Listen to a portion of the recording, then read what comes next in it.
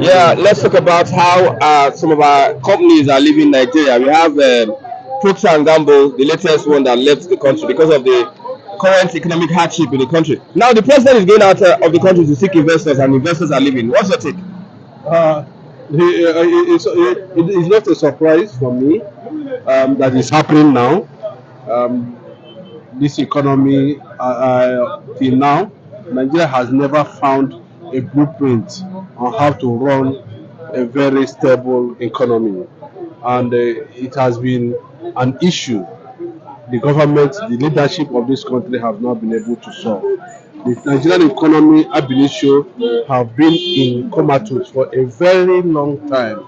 There's no solution yet. We have not found solution, and companies are folding. There are speculations everywhere. You know, most of these companies you are seeing are just relying on old stock, and once they run out of that old stock, they might not be able to, continue because of the dollar rate to naira, and some other factors like no electricity, no road, no infrastructure that can actually add to some of these companies' value in terms of production. That is why they are leaving. More are going to leave. They are going to leave. There's no two ways about it. Tinubu going to outside to seek for investors. Well, Tinubu is a gambler. You look at him very well.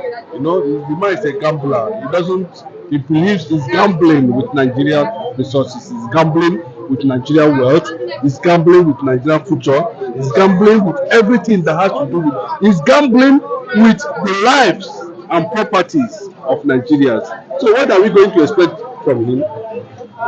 Which investor has he brought? Yeah, those just brought nothing. The Dubai we are hearing investors, all of them are just audio propaganda. Me, I don't. Tinubu is just there to just, let him. He want to feel, have that tag as president. He has nothing upstairs. He has an economic team. Thank you very much, my people. Good morning, good afternoon, good evening to every one of you. It's good to be back here again. How you guys doing today, my wonderful people right there? Happy weekend to you all. Happy Saturday to you all. I appreciate you all. Today is Saturday, 9th December 2023. We're back here again. We're talking about the things that's affecting you and I. We are continuing from where we stopped yesterday. It's not getting better. It always gets worse. That's the problem about our country, Nigeria, especially the satanic group of people that is currently ruling us. You know what that means. Nothing good comes from these people. As you can see right there, Tinubu cries out, please don't go. We need each other. Tinubu begs multinational companies not to leave Nigeria. I don't know how that works. You don't beg people not to leave your country. You do the right thing for them to stay. You do the right thing for your country to be attracted, to other nations. You don't beg people. No, it's just like a husband and wife, a man that is beating his wife every day. The woman have decided to go. You are begging, please don't go. Stay with me and die. Let me one day kill you. Don't go. Madam, please not go. I love you so much. Stay. And everybody is telling you, go. This your violent husband will kill you one day. Still they say, no, don't go. I love you. Don't listen to your parents. That is what is happening right now. For Tinubu to be begging, companies that is fleeing away from Nigeria right now, I don't know why. We beg for what? Do the right thing. More companies will come. Our country will be we attract more other countries. Nothing is working in Nigeria. People are suffering. Christmas is around the corner. Most people in Nigeria are not even sure how they're going to celebrate this Christmas. What are we talking about? Because their man is in power. And you that you're supporting him, you refuse to follow them and cry. You think that under Bola Ahmed Tinubu, when you bomb, do that same bombing, they will keep quiet? I love the Northerners for that. If you don't follow them and call their leader out, they will, in your own turn, they will call your leader out.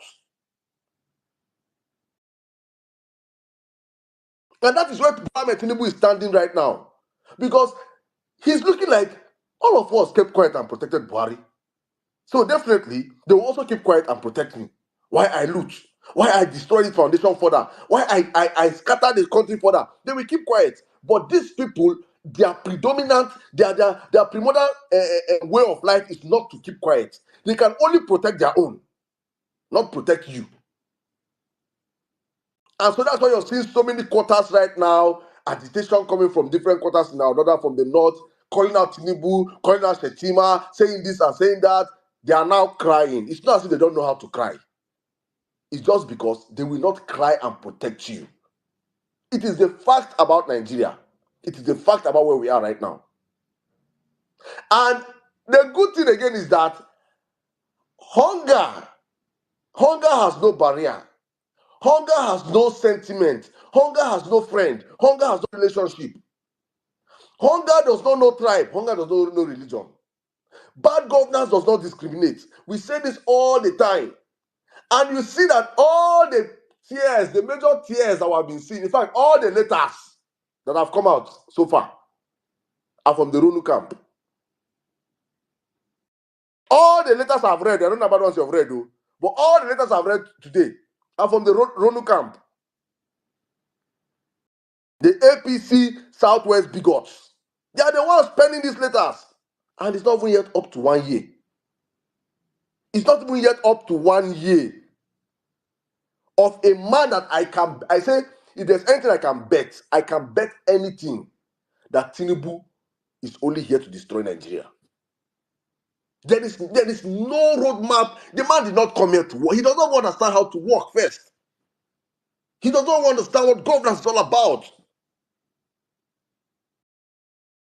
Nobody steals power and expects to use that power for the common good of the people. It's not done anywhere. You can't trace to any. If you want, except you want to say Bola Tinubu is about to be the first man on earth that stole power and want to help people that he stole the power from.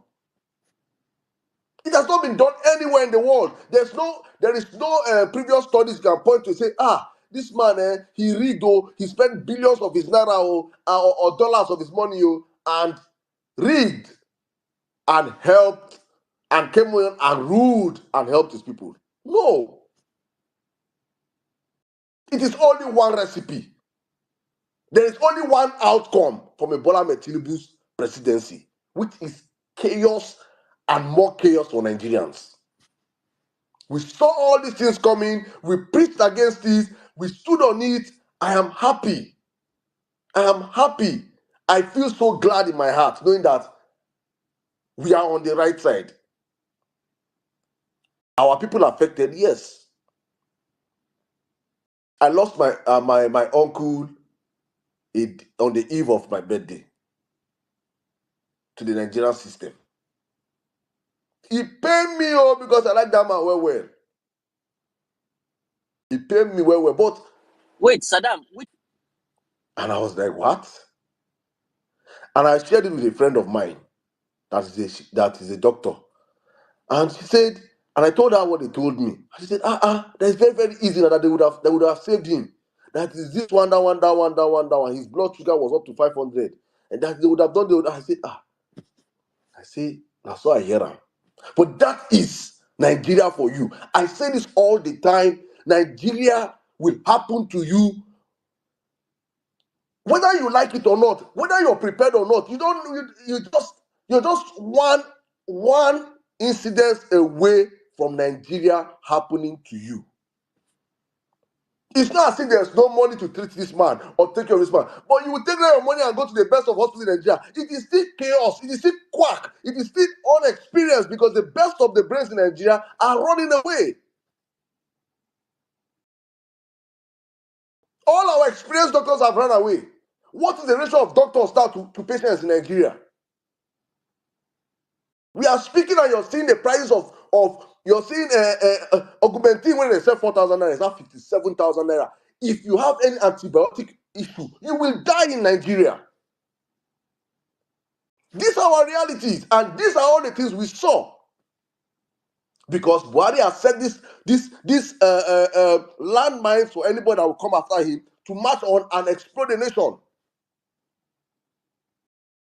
But when you're dealing with a selfish set of people, criminals in he knows about him is stealing, obtaining by crook method, obtaining by drug dealing method, obtaining by crime. There is nothing that man knows about that is diligent or hard work. It is all corrupt. I took it, called one Mr. Eric, who was then the GM of PAN, with Nnamdi, and said, listen, I want you people to do me a favor. I want to buy, they used to sell Peugeot 406, 3.7 million. I said, I want to buy about 100. So you sell it to me 3 million. The Frenchman agreed with me. So I took the 150, gave him my deposit. He gave me the first 50 vehicles. I had 18 judges, so 18. I had permanent secretaries, 19. The governor will keep 10.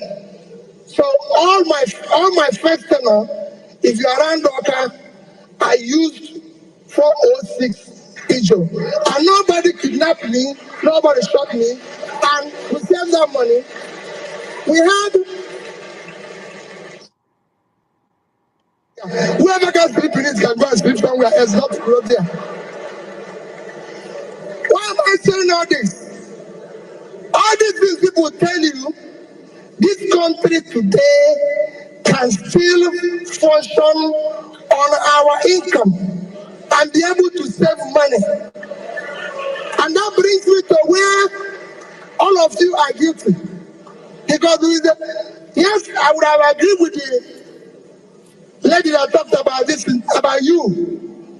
Yes, there's the one way you, but you cannot do anything if you have the type of leadership this country has experienced in several years. We are last a case of where lunatics took over the asylum. And we must do something about it. We must do something about it.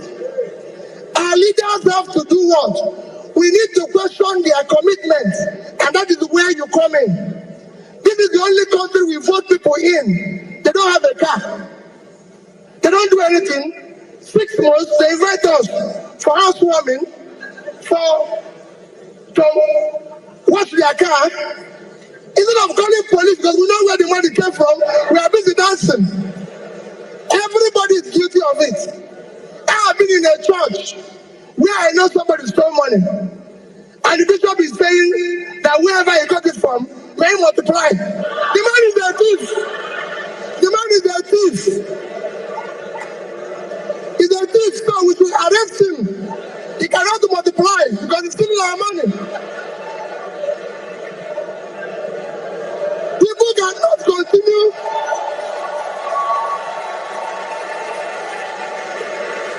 If anybody in government comes to tell you, everybody has good story to tell. If anybody see you, you write the paper, I've done this road. Go to the road. I built the university from the scratch. It's in Ibadan. I built the teaching hospital from the scratch. It's in Oka, the fastest one. So let people say where they did it. Don't tell us in pages of newspaper. Don't give us our words. We want to know. If you say we want to export rice, let's eat the rice first. Let's have it. So all this is for you to take back the government. That is asking you. You can be the change. First, celebrating criminality. Let us say we cannot allow these people.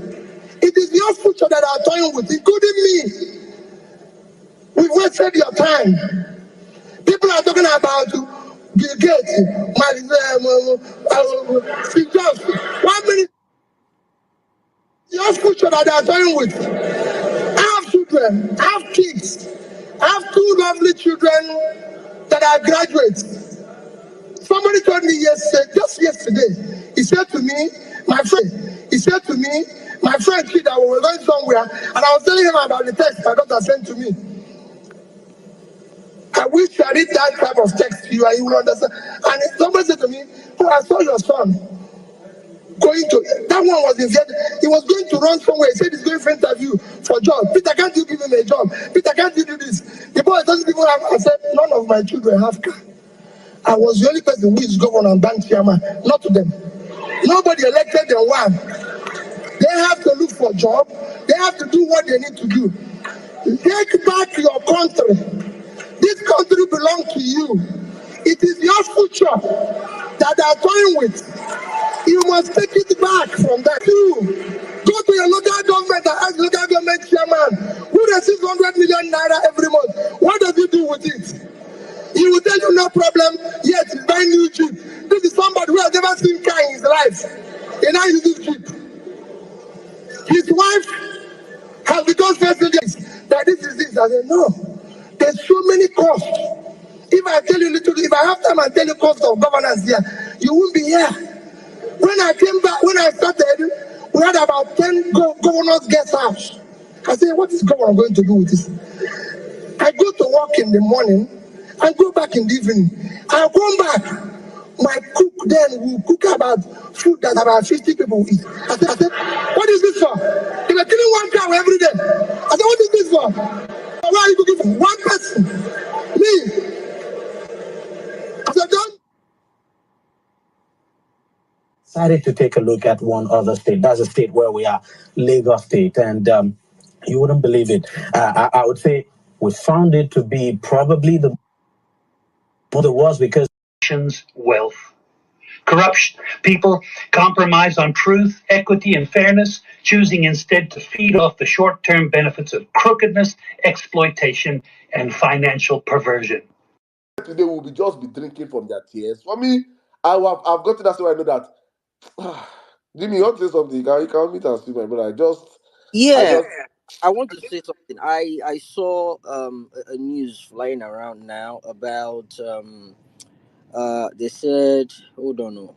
Okay, Tinubu is only interested in money, northern elders. You see, southern elders, oh, northern elders, oh, eastern elders, oh, western elders. Aye gbogbo yin ò ní da. All of una are mad. All of una mo sọ kò jábọ́. All of una they mad. You see, we've been saying it before, during and after election. Then go they shout, elders, you don't respect your elders ò ní da, kò ní ragbá fún elders. What elders can see sitting down, a small boy cannot see even if they climb tree. Ayé gbogbo yín ti bàjẹ́ láyé binoculars. We saw these things and we were putting it up front. We were telling you guys that this man is a kleptomaniac. We were telling you how he was grabbing land. And now they are coming, they are saying, Tinubu is only interested in money. You, all of them are they mad together. All of them are they mad. Where others are, the young ones cannot be misled or cannot do wrong. Nigeria has been doing wrong for a very long time, over 60 years. And we're useless elders. What is the point together? When they talk, say, let there be unity. You killed, you snatched, you grabbed, you ran away with people's ballots. They are now coming together. It was this same elders who was going around to talk to. They are now coming out. That is interested in is only interested in money.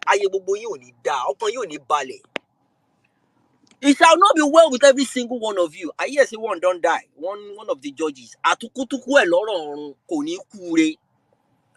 One of them died. One of them that collected bribe died.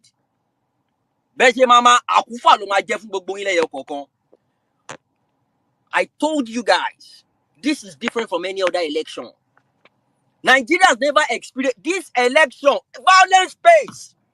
This election will either make or break Nigeria. We were shouting, Anlogun. Shakespeare Kale. You know yourselves. The professional writer Kale. The letter writers Kale.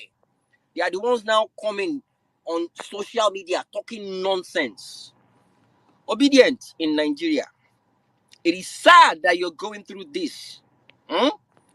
But you should be happy that you are on the right side of history. And if you always remember, stand your ground. Stand your ground. We still dig that. I never regretted supporting Peter Obi, and I will never regret it. I stood for what is right, and I will keep standing. Because of this, I'm not in touch with a lot of family members. But guess what? Then they hear them now. It is going round. Stand your ground and keep standing. We'll see how this will end. Back to you, Saddam.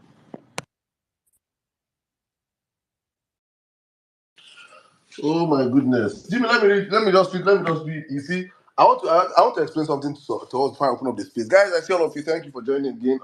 Let me just read a typical, some can think but have no sense for you guys. The date 15th, 2021. March 15th, 2021. The date is March 15th, 2021. I heard Obesere supported Bat for presidency. Well, dude is fading out in music, in the music industry. We shall go chop now. A vote for Tinubu is like Buhari Pro Max suffering. Tinubu is a thief. Let it be on record before they brand him a messiah. Ask Lagosians for details. CC at Jide Koro. I will read the tweets finished, then I will now come to who wrote the tweets. The date was March 13th, remember, 2021. The date now is 13th July 2021, same year, same handle. Tinubu is old. He has no plans for Nigeria. Stop marketing old content, all in the name of Omo Yoruba. If we continue with this same energy, Nigeria might become history. The nation is dying. Right there on the screen. Okay, as you can see that already. So I'd like to quickly just read. I'm not going to take much in reading today, don't worry. We need each other. President Tinubu begs multinational companies not to leave Nigeria. This was as he said, no obstacle was too big to be removed to make Nigeria safe haven for large-scale investments. The President Bola Ahmed Tinubu on Thursday employed multinational companies operating in Nigeria that his administration was determined to remove all bottlenecks to the smooth running of the business. Okay, I'm just going to leave it right there. Like I said, you can read that yourself. This is coming from Sahara Reporter. Then I have another one because I'm going to take them quickly. I have another one here for you. So let me just put this on screen quickly. We have different articles and things that is affecting you and I. This one is coming from Ohaneze. I don't know. Hold on. Okay, let me see. Okay, this one is about Nnamdi Kanu. Okay, this is coming from Daily Post. This was actually yesterday. Two Southeast governors, senators, working against Nnamdi Kanu's release, Ohaneze. So I'm not sure. You know, I talked about this Ohaneze the other day. I don't know much about it, but our Igbo brother, sister, you know more. But let me quickly take this. The Apex Igbo Socio-Political Organization, Ohaneze Igbo, has alleged that two Southeast governors, senators, and Igbo leaders are working against the release of Nnamdi Kanu, leader of the indigenous people of Biafra, IPOB. Ohaneze alleged that those identified want Kanu transferred to Kuje prison instead of being released due to the upcoming Anambra governorship election. The Apex Igbo Socio-Political Organization threatened to expose the identities of these individuals and group if they continued their nefarious activities that impeded Kanu's release on December 15th, 2023. Okay, all right. I'm not going to continue with this as well. It's quite long, but if you want to read more, this one is coming from Daily Post. Okay, because of time, I just wanted to quickly highlight everything that is affecting us in Nigeria right now. Okay, let me bring another one in quickly. I have another article here, which this one is coming from. Okay, let me just put on screen quickly so we can take it together. Bear with me, my people. God bless you all. Okay, there you go. Okay, you can see that one right there. Investors who cherish rule of law are being replaced by those who know how to game the system. At Edo, Peter side. Now, Peter side, I talk this one. Let me quickly take one or two paragraphs from here. At Edo, Peter side, a prominent Nigerian banker and economics has said Nigeria's business environment is becoming increasingly hostile to investors who value the rule of law, policy consistency, microeconomic stability, and a level playing field. Peter Side made this observation in a tweet where he commented on the news of the Procter and Gamble PSG shutting down its local production and resorting to important its produced PSG and all that blah blah blah. It's still one of the things that Tinubu is begging for these people not to go. So I'm just going to stop that right there. Please, if you want to comment on whatever we are presenting today, please, it is better you just have your pen and paper down, and so that you can know what we have showcased today. Meanwhile, I would like to quickly go to Peter Obi right here, our principal. It's saying, there you go. Let me put this on quickly. Okay, there you go. That is our principal, Mr. Peter Obi. 45 billion budgeted for presidential trips and 20 billion for renovation could fuel police station, boost operational efficiency, says Mr. Peter Obi. Okay. Former Anambra State Governor, the presidential candidate, Mr. Peter Obi, has urged the Nigerian government to urgently review the 2024 budget and prioritize critical areas like health, education, security, and poverty reduction. I'm just going to stop that right there, quickly. So it's coming for parallel facts. So, like I said, I suppose take time to read everything for you guys today. But I have a couple of things to present. I'm just giving you the headline, what is currently happening in Nigeria and what is affecting you and I right now in Nigeria. But meanwhile, there's another one that I have here. Zamfara State Governor recovers 50 cars from former Governor Matawalle. They say that one Tifam, they go hide them. So this is what we say. So if you are from Edo State, I beg make una search Obaseki properly before you go. I beg make una not vex. I not say people they listen to me. I just say me the search them. I not say Tif anything, but muna search them where. But meanwhile, let's listen to this quickly. Then we'll take it from here. God bless you all.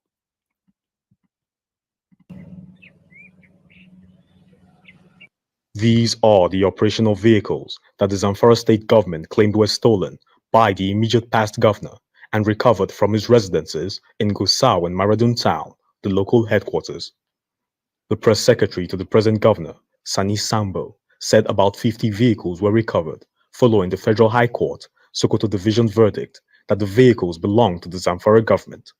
He said due process was carefully followed to recover the vehicles from the two residences of the former governor, who earlier denied stealing government property when he was leaving office. Right now, as far as the court is concerned, the vehicles behind me here belong to the Zamfara state government. So we see that some are still being. Yes. First, we had GSK saying they are shutting down productions in Nigeria. Yes. GSK are the makers of things like your Panadol, your Sensodyne toothpaste. As we're still getting used to that news, then came Sanofi saying they are ceasing operations in Nigeria from next year, 2024. Yes. Now, Procter & Gamble, P&G, have announced that they are ceasing operations in Nigeria, production in Nigeria. Voila! For those who do not know Procter & Gamble, they are the producers of your Ariel, Always, Pampers, Heads and Shoulders, Oral-B toothpaste. So all these things they're going to stop producing them in Nigeria. The question is, why are these companies leaving Nigeria? Is it because of the president, or is it because of you or me? Calm down. Let me explain. Let us look at what the chief financial officer said. He said, when you think of places like Nigeria, when you think about places like Argentina, because we have similar issues, it's very difficult for a US dollar denominated company to create value. See this word here, value. Let me break it down for you. Most of the pharmaceutical companies in Nigeria import most of their components they use in making drugs for you and I. How do they source those components from around the world? They open something called an LC with the banks. And when you open an LC, it means that you're trying to source money so that you could pay international organizations and get your goods down to Nigeria. But you and I know that the devaluation of the Naira has been going. Naira has been doing like this. And the central bank has not been liquid enough to attend to everybody. So the central bank doesn't have so much dollar to give everybody at once to settle their claims. So these companies suffer. On top of all that wahala, there is no power for them to run their factories cheaper. Most of them rely on diesel and some of them gas, but these things they need to buy. And you know the amount of how diesel has gone up in the past 1 year. So cost of production in Nigeria has risen so high. So on top of that, if they used to use 200 naira to produce one item, and then they sell it for 300 naira, so they make a profit of 100 naira. So that profit of 100 naira, if naira was at 500, say a year ago or 2 years ago, they were making 2 cents per product. Now that same product that they were making 100 naira. Now that the naira is at 1,100, they are making 0.09 cents per product.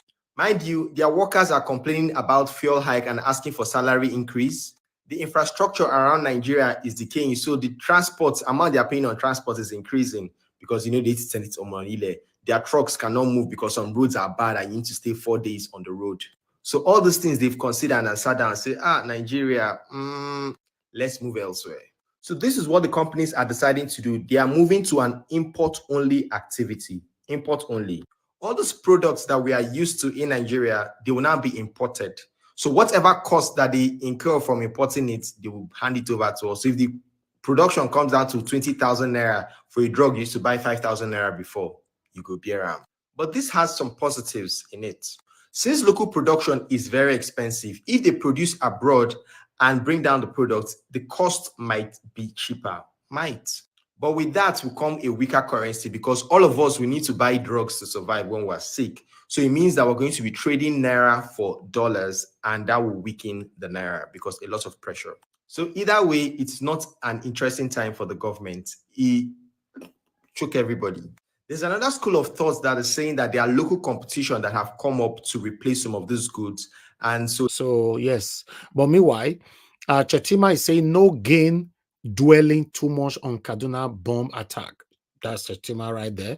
That's People Gazette. I'm not going to take much from this as well. So I just want to quickly move on. Then we have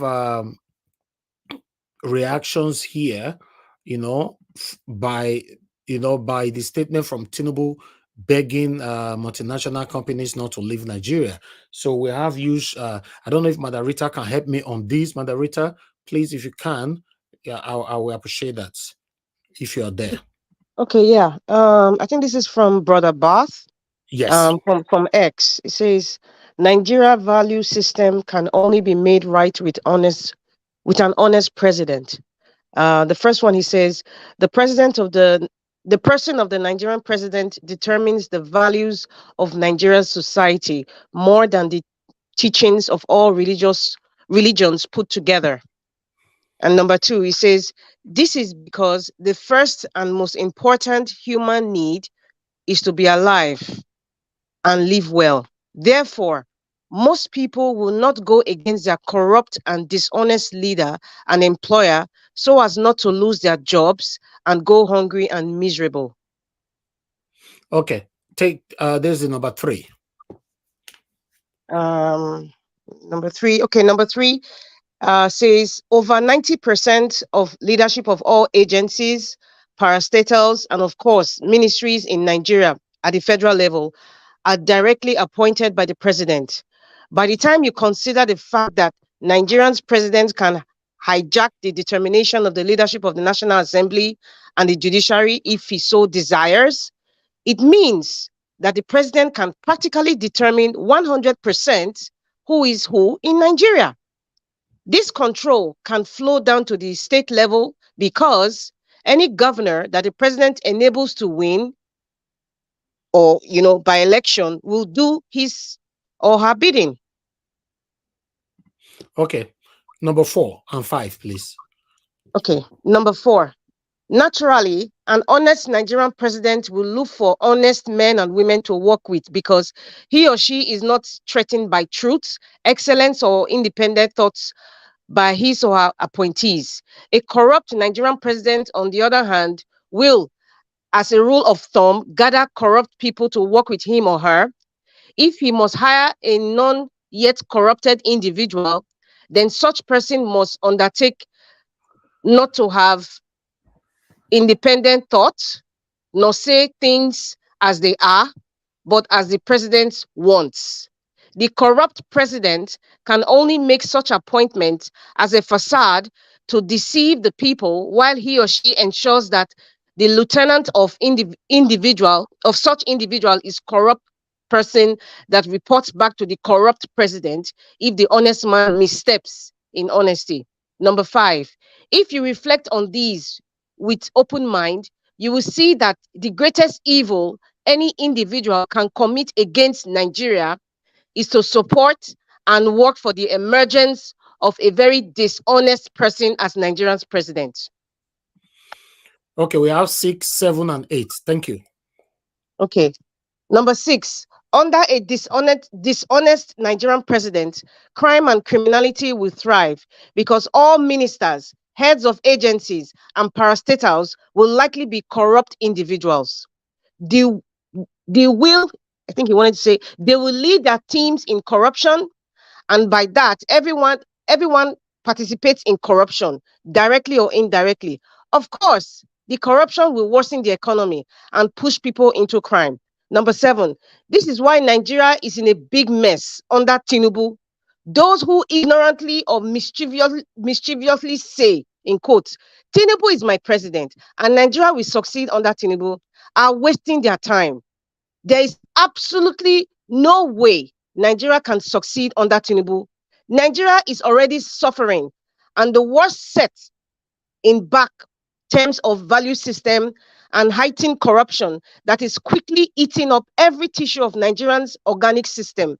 The most sad being the corruption of Supreme Court justices and abuse of the Constitution.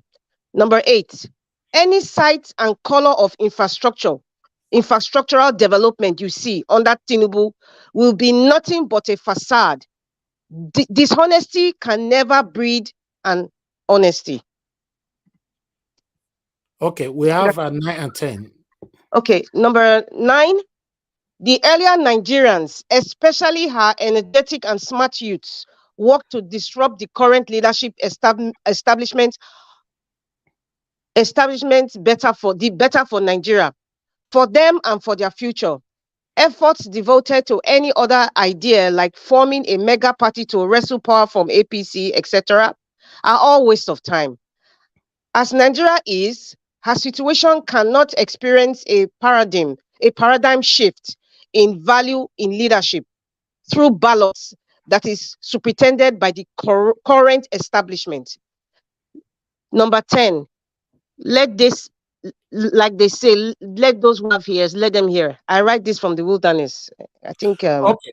a lot of titles. Yes, we have 2 more reaction here. This one is coming from Queen Bey. Please take that, and we have the last one.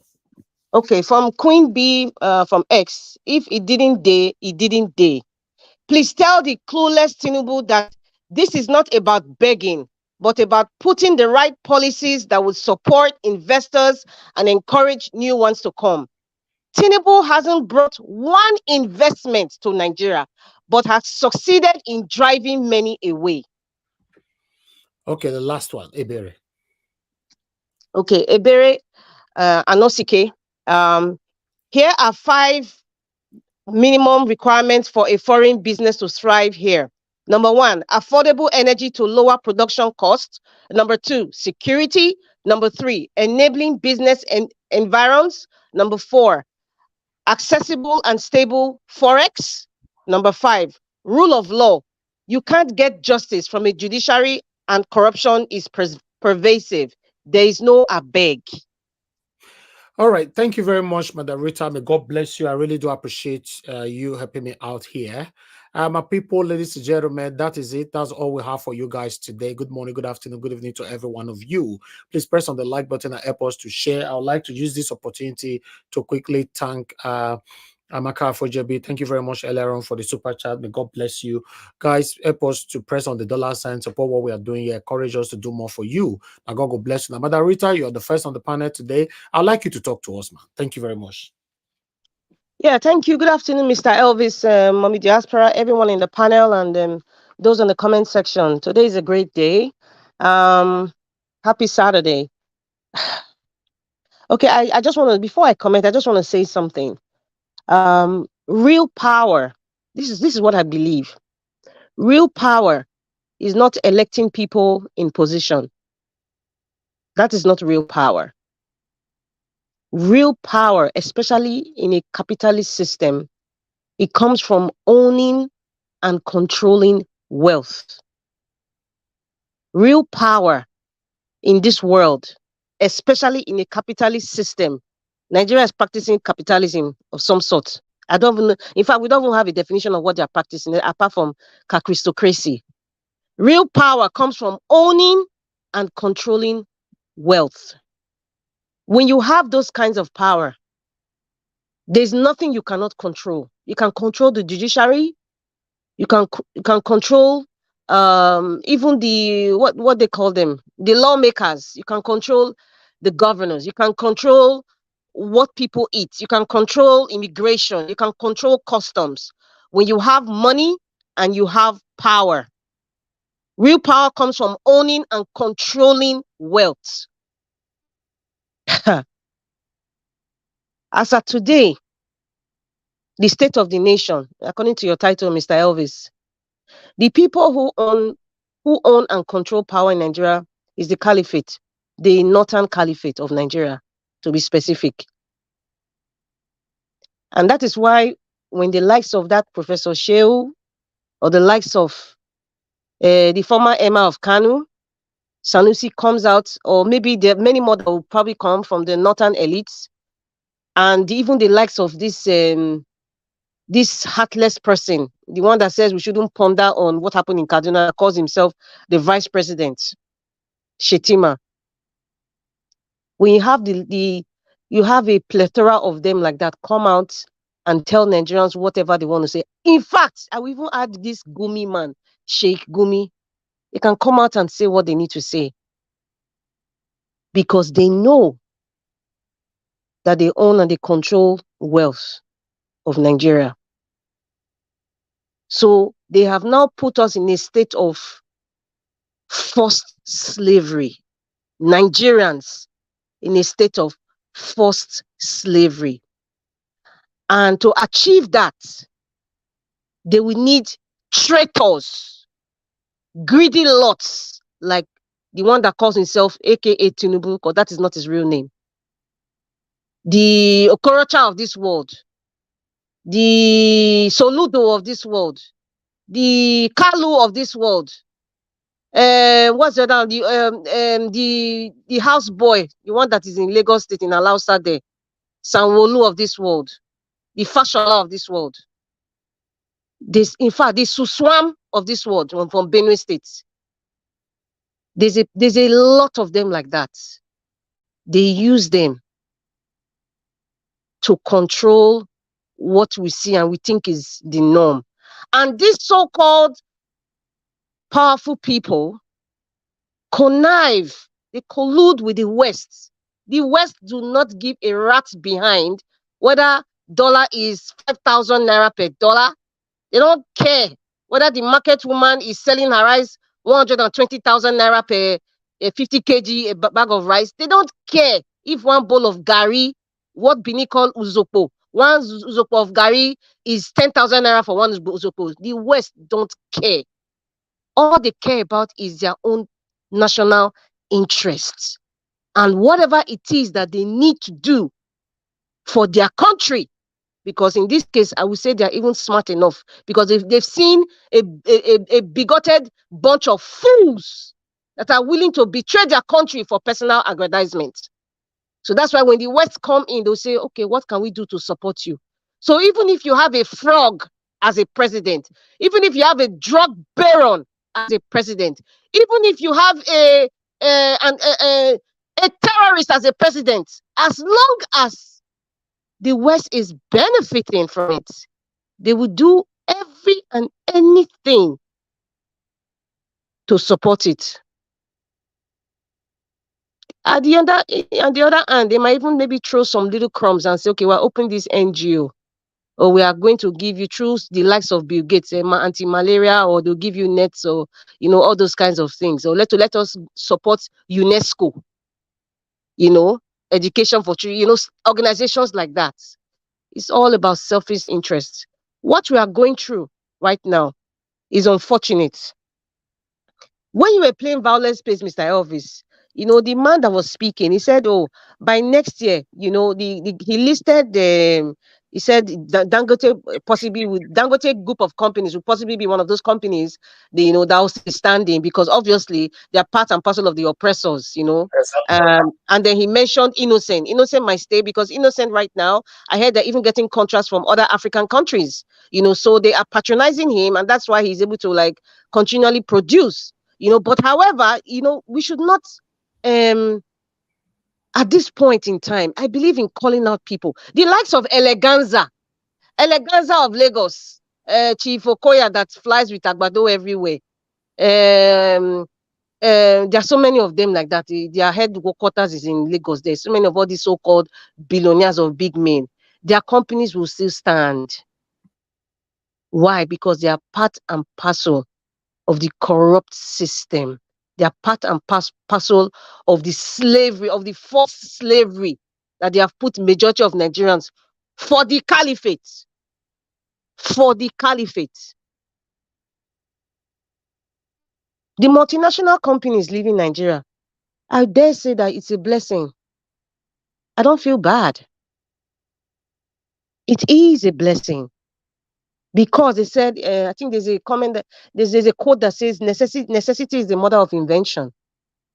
Perhaps if Procter and Gamble leaves, this company leave, that company leave, they're all leaving because of the state of the naira. Production cost is high. Just like what we listed, that other the Queen B that listed, what at least the 5 basic things that a company or an industry needs to survive, in an economy.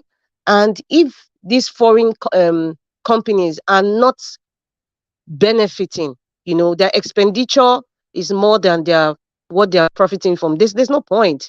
It's a plus for Nigeria. And the reason is this. By the time, Nigeria's already suffering. It has not gathered yet. By the time they want to buy Nivaquin or Panadol, that was 500 naira. By the time Panadol gets to 5,000 naira for 6 tablets, perhaps that's when they will shine their eye very well. It is good because maybe it is time. God wants us to reinvent ourselves. God wants us to unlearn certain psyche or certain mentality. This thing should happen. One of my friends used to say, she tells her children, she says, if you don't listen, you will feel. I've heard this like so many years ago. If you don't listen, you will feel. We have spoken. The obedient Peter Obi has spoken. Mr. Nigeria Watch and the majority of the good people who come here every day on a daily basis, we have spoken. Places like Violent Space and the other well-meaning influencers, they have spoken. They have spoken to the so-called elders. Pa Adebanjo, at least, that's one respectable, surviving elder that's still alive today. He has spoken. Nigerians, the Yoruba, yes, I'm calling it, the Yoruba ethnic group did not hear word. The leadership of the Yoruba ethnic groups, they did not hear word. They pushed Pa Adebanjo aside. Now, they are going to feel it. The northern elites that they are killing their people like flies. They are dealing with poverty, disease, infant mortality rate is like skyrocketing, child marriage, abuse, reckless spending from their leaders, political twists and turns, and you have the likes of Sheikh Gumi using religion as a tool, or the likes of Sanusi using religion as a tool. We are all feeling, they will feel it because they did not hear word. If you don't listen, if you don't hear, you will feel. You all claim, you Northern Caliphate, they claim that they own and they control the wealth of Nigeria. Yes, you own it, you own it, you are controlling it, you are controlling the political system, the judiciary system, even the law itself of the land, you are controlling it. But you are feeling it, your people are feeling it. If it's not coming to you, it's coming. If you feel it's not coming to you, it's coming. It is coming. If you like, most of you carry your children or your family to Dubai or the UAE. That's the closest thing to, them practicing Islam. One of these, like I would say Dubai, because that's the most popular one now. Dubai or somewhere in the United Arab Emirates or Qatar, most of all, they'll probably carry them to the UK or maybe Canada, maybe US is like if, because they still don't trust. Maybe Canada and the UK or somewhere in Spain, warehouse is cheaper for them to buy. But you know what time is coming? They will feel. Many people are already feeling it. The people at the bottom of the totem pole are already feeling it. It is rising up like a thermometer. The temperature is coming higher. The tension is coming higher. We are getting there. We are getting there. So, there's nothing that what they were saying in Valley Space is not new to many of us. It's not new to a lot of Nigerians that I think. But we see, thank God for social media. Thank God for the likes of my president, Peter the Rock Obi. The only person I have seen so far who is a northern elite, my vice president, Dati. Dati knew the power of what the northern elites are doing. He understood, he understands that they control the wealth, they own the wealth. And that's why he was brave enough, he had the audacity to come on one of the mainstream media in Nigeria to say, Nigerians, take back your country. Nigerians, you do not need to take permission to take back your country. The only thing you need is to announce it. And what he meant is, when you take over your country, then you will call the press and say, yes, we have taken over our country. And that's the announcement he's talking about. He knows that he's untouchable.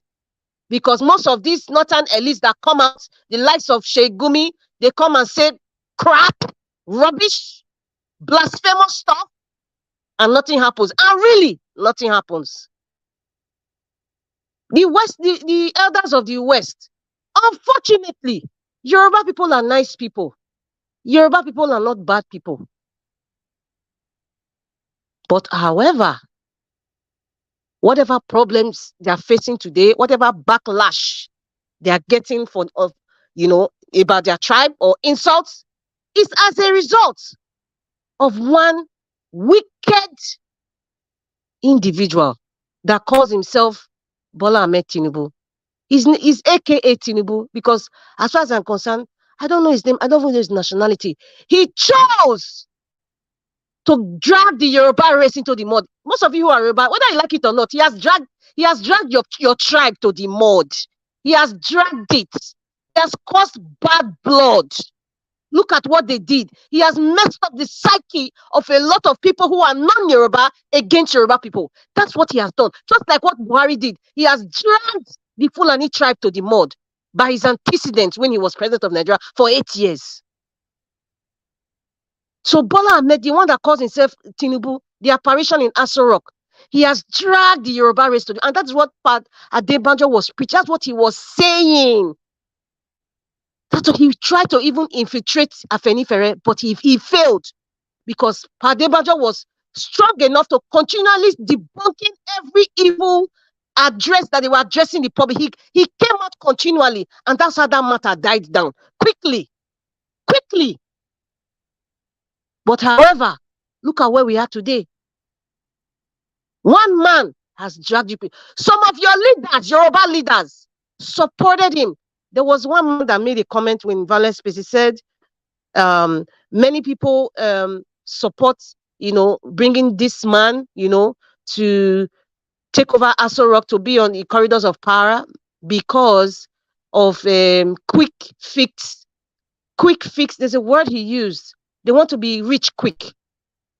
Something that is it's fixing their poverty mentality. It's fixing their hunger to be rich. It's fixing their quick greed. It's fixing it.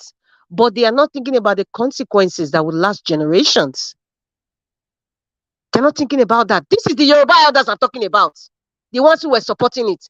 And then they now lied to market women. The one in Sanaja was placed. The lady said, he's my brother. He's my brother. I cannot vote for any other person because he's my brother. It's her mentality because of what her elders, the likes of MC Oluomo, that said Mama Chuku did not come out if you don't vote for. Nothing happened. In fact, nothing happened to that one. For that blasphemous comment that one said. Police said it was a joke. Can you imagine? But here we are today. Here we are today. We are going to feel. We go feel them. We go feel the pain. We go feel the burn. The temperature is rising. If any of you look at the thermometer, the way it stands, you see it's rising up gradually. It's rising. It will come to the so-called elites. It's coming for them. We are getting there. We heard that one judge bites the dust. Somebody was listening. This song came to my head. Another one bites the dust. Another one has beaten the dust. Many of them will bite the dust. Ohaneze, the Daily Post that you played, Mr. Elvis, he said, Ohaneze said, two governors from the southeast. And the senators, are the ones preventing Nnamdi Kanu from being released. Because they've proposed, according to the article, they've proposed on the 15th of this month for Kanu to be released. But they said, if you read on that article, they said these people from the southeast are standing that never they should allow him. Mr. Elvis, the so-called preposition of December 15 is another deja vu moment. Let us not deceive ourselves. That is the most, with all due respect to Ohaneze, I doubt if Emmanuel Onwayan is. I'm trying to doubt that he's part of this. Mandarita, let me tell you something. You see, when a news like this comes out, what you do as an Easterner, a governor, if you know you have two governors, 5, 10, every governors from the East should come out to say, please expose us, whoever that is behind this. But none of them is speaking, and you want to speak for them. I was about to say that. No, we don't know. We should stop saying they not do. Now Nigerian government be the wayo. Now this one be the wayo. This time around now, the same satanic Nigerian government is putting into your face that you are the one telling us not to release Nnamdi Kanu. Then the Nigerian government, you come out to say, okay, me, Madarita, Engineer Francis, you say now we, now it cause this, I beg. If now me expose me, Madarita come and say, if now me expose me, Engineer Francis come and say, if now me expose me, make we look who they lie. I am getting there, my dear, brilliant brother. I'm getting there. I was about to say, and before I was about to say what I wanted to say, I respect Chief Emmanuel Onwayan. That's why I'm still trying. I've not heard from him to debunk or say, okay, that is coming straight from Ohaneze Ndigbo. So that's why I am saying, with all due respect to them, if it's coming from him, that is the most lamest statement I've ever heard in recent times about Nnamdi Kanu's case. Please, Nigerians are not stupid. We are sick and tired. In fact, we are sick and tired of these lame comments. First of all, if the federal government of Nigeria really wanted to release Nnamdi Kanu, they don't need the approval or the support or the advice or states or two so-called Eastern state Do governors you know or why? No, senators. No, Madam Rita, do you know why they need their opinion or their support? Because these people are working together. Who is the non-Nigerian government, for Christ's sake? Do you think it's one person that is a Nigerian government? These people, all of them are the same people. The same way you and I, we are here talking right now. They have a table where they talk. So they are the same people. They are saying no. Now, my question to the Southeasterners now. Whoever that is there, their elders, their leaders, their governors, whoever they are, is anything wrong you coming out at this crucial time to speak for Nnamdi Kanu's release? Especially now that you have been accused. Let everyone say they are accusing you wrongly. Is anything wrong you coming out now to say no, Nnamdi Kanu must be released? Who is looking for him? Oh, this one's a game. Oh, this is a game. These are all games that they're playing. So that's why we have channels like this to educate and inspire people to say it is a game. Nothing will happen. December 15 will come and pass. Nothing will happen. This comment that they just made, we have heard this comment earlier this year. We have seen Soludo going to say that he is going to meet the president to go and beg to release his right. In fact, he should put him in his custody. We have seen Abaribe, a senator from Abia State. He was one that signed as part of the Shotina when Nnamdi Kanu was released last, before he fled and everything. So we have seen all this. It is a game. They have told them to say, now your people, now they call then tomorrow now, and do you know what? They will go through Ohanese, because they know that when you mention Ohanese, every Nigerian will say, okay, that's an Igbo pressure group. Yes, it's coming from them. It's just like saying Afeni Fere now. When you mention Afeni Fere now, and they say Afeni Fere says they are the ones they're the leadership of Afeni Fere, and some governors who are part of Afeni Fere are the ones preventing Sunday Igboho from being released. Talk. Madam Rita, I'm finding it difficult to understand you. Is a game. Game from where? Listen, it's a game from the caliphate. It's a game for Bola Ahmed Tinubu's cabinet. It is a game for the traitors of the Easterner. It is a game. We have heard this kind of conflict before. Okay. Yeah, I think it's a game from actually from Asaro. Edina Francis, I'm trying to make something here before I lose my train of thought, sir. With all due respect, it is a game because it's still the same game. When Buhari became president, he said the previous administration put us in debt. This apparition in Aso Rock said the same comment. In fact, they plagiarized maybe the statement and said the previous administration put us in debt. So therefore, it is still a game because this comment that they claim is coming from Ohanese. I have heard it before, and I'm sure many Nigerians have heard it before. That some certain Eastern leaders are the ones preventing the. In fact, it was even said during the Buhari's government. It was said that some Eastern elders are the ones preventing Buhari from their advising Buhari from. So it is a game. Okay, it's a game. Let us. And it's a lie. Okay. Let's assume I have agreed it's a game. Is anything wrong? How many governors do we have in the Southeast, please? Can somebody correct in there? We have is it four? Four, Abia, Ebonyi, Anambra, Enugu. 5. Okay. Yeah. Let's say 5. Okay, now, Madam Rita. Somebody that have spent a minimum of 3 years, if I'm not mistaken, in prison. Now, the Nigerian government is coming out now to lie against those 5 governors that are behind Nnamdi Kanu not being released, right? Is anything wrong? These 5 governors, there are only 5, just Tukele 5. Is anything wrong? These 5 people 5 governors coming out to say now that please state and mention the name of whoever that is behind this.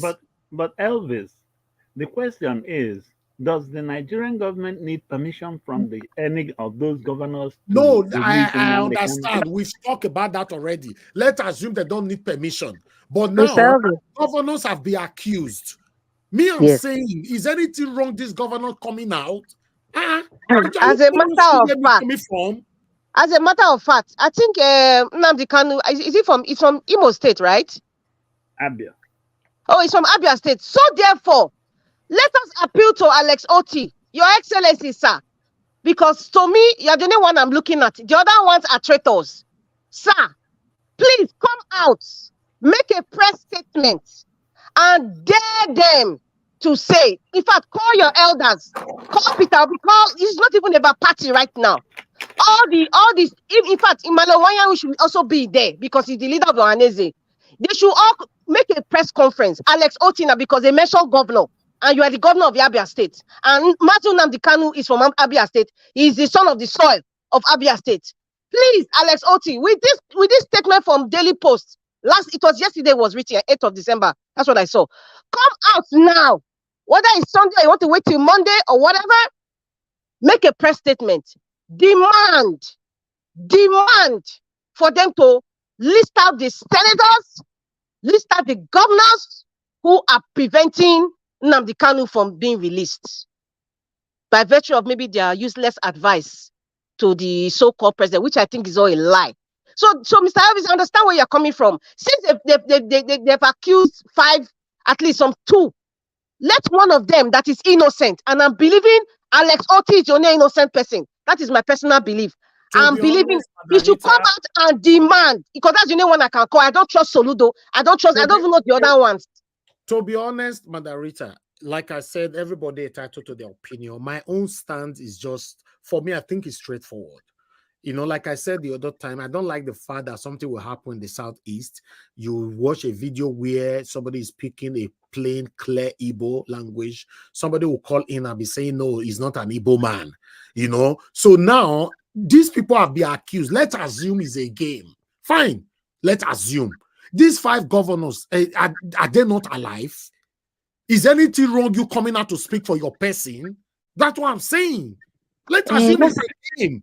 So are we going to defend it that, because it's a game, they shouldn't come out? Just only 5 governors cannot come out to counter this statement? Mr. Elvis, we don't need the 5 governors. We just need one. And that is Governor Alex Oti. I just mentioned it because Nnamdi Kanu is from his state. We just need one. We don't even need 5 of them because they're not together. And anybody that says this person is not able enough, those people, they are dealing with identity crisis as far as I'm concerned. Because even within tribes, there are issues. Within tribes, there's a lot of esteem issues going on. And everything boils down to wealth and money and power and control. So I'm not even going to go there if somebody says you're not able enough. That person is dealing with some personal issues mentally. That's my thought. Alex Oti, we don't need five of the Eastern governors. Alex Oti, please come out, sir, because you are the only one that was chosen by the people, and we have to force and fight the government to give it to you, the people's mandate. So that's why I'm appealing to you. And coincidentally, this man, Nnamdi Kanu, is from your state. So therefore, all Igbo people, put it on your handle at Alex Oti. Whether he has, and he must have a social media handle, please come out and question and demand and dare Ohanese. I don't even know if it's the real Ohanese to list the 2 governors so that this man can be released ASAP. List the 2 governors, including, in fact, we don't want to deal with the senators. Just list the 2 governors. Just list the 2 governors so that we will know. Okay, these are the traitors from all the Eastern governors. Just list it so that it will be on record. It will be on history. All this is smoke screen talk as far as I'm concerned.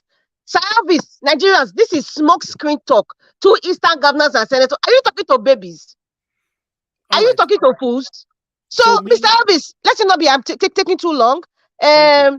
From Atedoto Peter side, you know, I respect that man so much, and he's one of the elites that has been speaking and questioning the political process from day one, and without any fear or favor. So that's why I respect him. When he said that investors are being replaced by those who know how to game the system, he's spot on. By those who know how to game the system. And anybody who can game the system, it means that you have given the political power and the wealth to game the system. You can't just game the system. Or let me use the word, cheat the system. You must have political power, you must have influence, and you must have wealth to game the system. What we are experiencing today, they gamed this judiciary against Nigerians. I'm not even talking to be against Nigerians. They gamed the system. They gamed the lawmakers by placing the corrupt Akpabio, let me say allegedly, Akpabio to be the Senate president. They gamed the system by putting the one that chose cancer, that's from the former governor of Rivers State. I'm not going to mention his name because his name is not important. To put him as FCT minister. They gamed the system by trying to use social, what they call them, so-called influencers. I call them moons, the so-called celebrities, to twist the minds of the gullible ones. They game the system. And who is the leader of the grandmaster of this game? The grandmaster of this game is the caliphate. And then the other ones who are so greedy and selfish because they just want to get the position is the likes of Agbado. Because Agbado said to that woman, Hajia Janatu, prior to the election, the one that said she went to the UK and then she questioned, like, what do you have for the North? Look at what is happening with Boko Haram and the rest. And what did Agbado tell her? Agbado told her, I don't want to buy, so I don't want to talk about it. So therefore, the grandmasters are the caliphate. Don't you guys understand? Take comments from what people have said in the past. Start understanding certain things, and they will know where we're going. Nigerians, you don't need permission. You don't need Supreme Court to take back your country. Supreme Court judgment or even the ballot. As a matter of fact, anytime you vote, you make the useless, wicked constitution alive again. It has become alive again by virtue of the vote. Peter Obi, my president, thank God for him. He is the real opposition because he's questioning 45 billion. He's questioning every single move they are going for toe to toe. Why is Atiku Mikano not talking? So you can see what we were always saying. Atiku was there for his own personal and feeling joy, his enjoyment. He was not really there for all those things that he was doing. He was just being spiteful. He's just Okay. Why is Atiku not talking about all this expenditure, this frivolous spending? It is only Peter Obi, because Peter Obi has declared and said, I am officially the opposition, and he's doing his job very well. And I'm very proud of that man. And I don't ever regret supporting Peter Obi because he's still my president as far as I'm concerned. He's still my president. Ahmed Dati is still my vice president. Thank you very much, Mr. Elvis. Thank you very much, moderator. God bless you. That was a long and powerful submission right there. Thank you so much. I appreciate you all that's just joining us right now. Kashi, we can see you in the building. Thank you very much for joining us. Thank you very much, everybody, right there. For me, to be honest, I understand. I don't want to continue to sing the same music where people they sing. No, the Nigerian government, no truth for their mouth, no this. We already know these things. But you cannot say now that Nigerian government, they don't tell us the truth, then they'll lie against you. You yourself will just quiet. No, that's not right. I said, I mentioned similar thing like this maybe yesterday. Somebody cannot lie against you. You just keep quiet, say, okay, that person, everybody don't know, say, nah, liar. No, you need to respond. 95 governors in Southeast have been accused that they are the one behind Nnamdi Kanu not to be released. I believe, to me, that's my belief. I believe that it is the responsibility of these 5 governors to come out to counter that statement that, which of the governor? Because for me, if I was one of these governors, I would like to quickly clear my name. Say, no, listen, please mention names soon. Don't let people be thinking I'm part of these people. Please mention names. Then the remaining 4 now also want to say something. Anybody will not talk. Now they will know so that this person they behind there. Yes, I understand some people will say, Nigerian government don't have law. Nigerian government cannot be doing this. Who is governor to tell Nigerian government? We don't know these things. Let's stop talking about what we already know. Let these governors come out to dispute it. If they refuse to dispute it, then I don't want people to continue to be blaming Tinubu and Nigerian government. Buhari, come out. This is your son. Come out. You have been accused. People like say somebody accuse you, say you thief phone. And not be you thief the phone. They say 5 people who did that room, now they thief the phone. and you were part of the people in the room, then you stay mute. That means you want people to think that, oh, maybe now you take up, because everybody will be living on assumption. These governors should speak. They should counter this statement. This is the second time I'm reporting this now. I reported it 4 days ago on this platform from another source. Some of you here are saying, now lie. The Nigerian government is lying. Nigerian government is this. Now, so that lie, music, you know, they sing, they go. Now, only down when everybody will sit down on top. Game, lies, game, lies. We should go straight to the point and hit it on the head. 2 Southeast governors, senators working against Nnamdi Kanu's release. Who is the 2 Southeast governor? The 5 of them should come out to drag that out. If now, say 5 of them can come out and say, no, I'm not part of it, I'm not part of it, I'm not part of it, then it will not be up to the Nigerian government to say, hey, after you don't tell us privately, say we will not release her. Publicly, now you deny. Oh, you want me to take our head? No, we are your release her. So you say no. That's it. That is it. Say these people are not coming out. We are here defending them. How can you be? We will be sitting here. We'll be defending governor that is there embezzling people's resources. Come out, speak for yourself. That is my take on that. I appreciate every one of you. Thank you very much for your time with us. We'll continue to move on right now. Let me call on Engineer Francis. Thank you very much, sir, for your time. And I would like you to talk to us, sir. Good evening to you. Thank you very much, Niger Watch, and thank you, Mommy in Diaspora, for watching over us. Thank you, everybody in the panel. I actually want to talk to one particular person today on this session, and that is Senator Irite Kingibe. And I watched one interaction you had with what's his name, Wike, where you guys were arguing about the 15 billion vice president's mansion.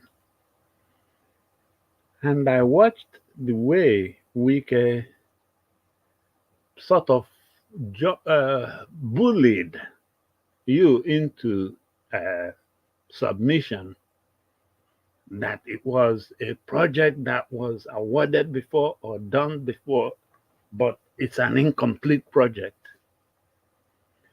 Actually, when I was watching, I was waiting for you to say, incomplete project, great. But is there money now to complete it? Or why is it the most important thing? But let me not go there. Now, let me tell you about one U.S. senator. He comes from Delaware.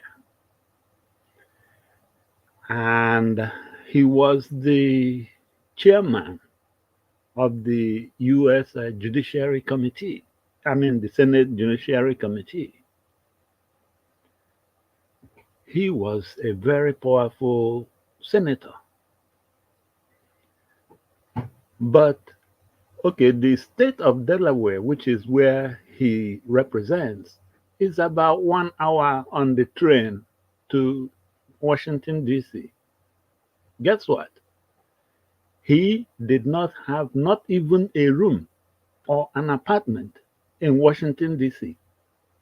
He travels every morning on train from Delaware to D.C. And at the end of the senatorial session, he travels back again to Delaware on train. He does not have a SUV or any other kind of vehicle. He does not enter. I mean, he has no SUV, not to talk of bulletproof. He joins the public train. He joins the public train every day going and every day coming. He never stepped on anybody's heads or toes, so he has no fears for his life. Well, he did that all the way through that his Senate years. I'm sure you know the person I'm talking about. Because today, as a matter of fact, most of his campaign for the presidency of the US, we championed it because we looked at that thing he did. We know he's one of us. Everybody talked about meeting him on the train ride to Delaware to DC. Today, you know him as President Joe Biden. We're proud of him. But for you, Irete Kingibe, I want to give you another senator of the US. This woman happened to be the first black female senator in the US. She, part of the first sessions they had, let me tell you a little bit about the US history. The Confederates are those people that did not want slaves to be free. And then those are the two US factions that fought the US Civil War, the Confederates and the what you might call the US. So, since the end of that Civil War, there is this charter called the Daughters of the Confederates. They come every year or something, and they will have their charter renewed. So, and they are the ones that supported slavery, that believed that black people will never be free, that we will be all slaves. So they kept that on and on until this black lady got elected to the Senate from Illinois. And then it came the time to renew that charter of the Daughters of the Confederacy. And she is like, no way that she will vote against it. But guess what? She was the only one that voted against it. All the other 99 senators were in favor. But I'm quite sure Nigeria has some equivalent to what the US had, which is a session where you as a senator can come and speak indefinitely until they hear you. Guess what this lady did? She stood up at the podium of the Senate. Even after the senators have gone home, she kept speaking and speaking and speaking, saying that there is no way she, as a daughter or a descendant from the slaves, will be here and renew that same charter that would have kept even her herself a slave. Believe me, she kept speaking. Her name actually is Carol Mosley Brown. She kept speaking until around 2 a.m. All of a sudden, the senators were creeping in back one by one. That was around 2 a.m. was when the first senator came back into the chamber and took a seat in the far end. And then a little bit, another senator, and then another senator, and another senator. Around 3:14 a.m., the Senate chambers was full. All senators were present. They took another vote. and it came out to 100-0 against that. Oh, actually, it was one as from Thurmond that still voted, but that was how that thing was erased. But that gave black people that guts, or what you might call courage. Today, you hear about Black Lives Matter. That is a spin off from that woman's courageous act of that day. So, why am I telling you this, Senator Kingbe? I do not know what you guys have as the procedure there, but at least for now, one, there was something that happened very, very wrong. And that thing is is our rule in Nigeria going to be dependent on who the president is at any given moment? For instance, Abuja FCT, your territory, is now the golden child.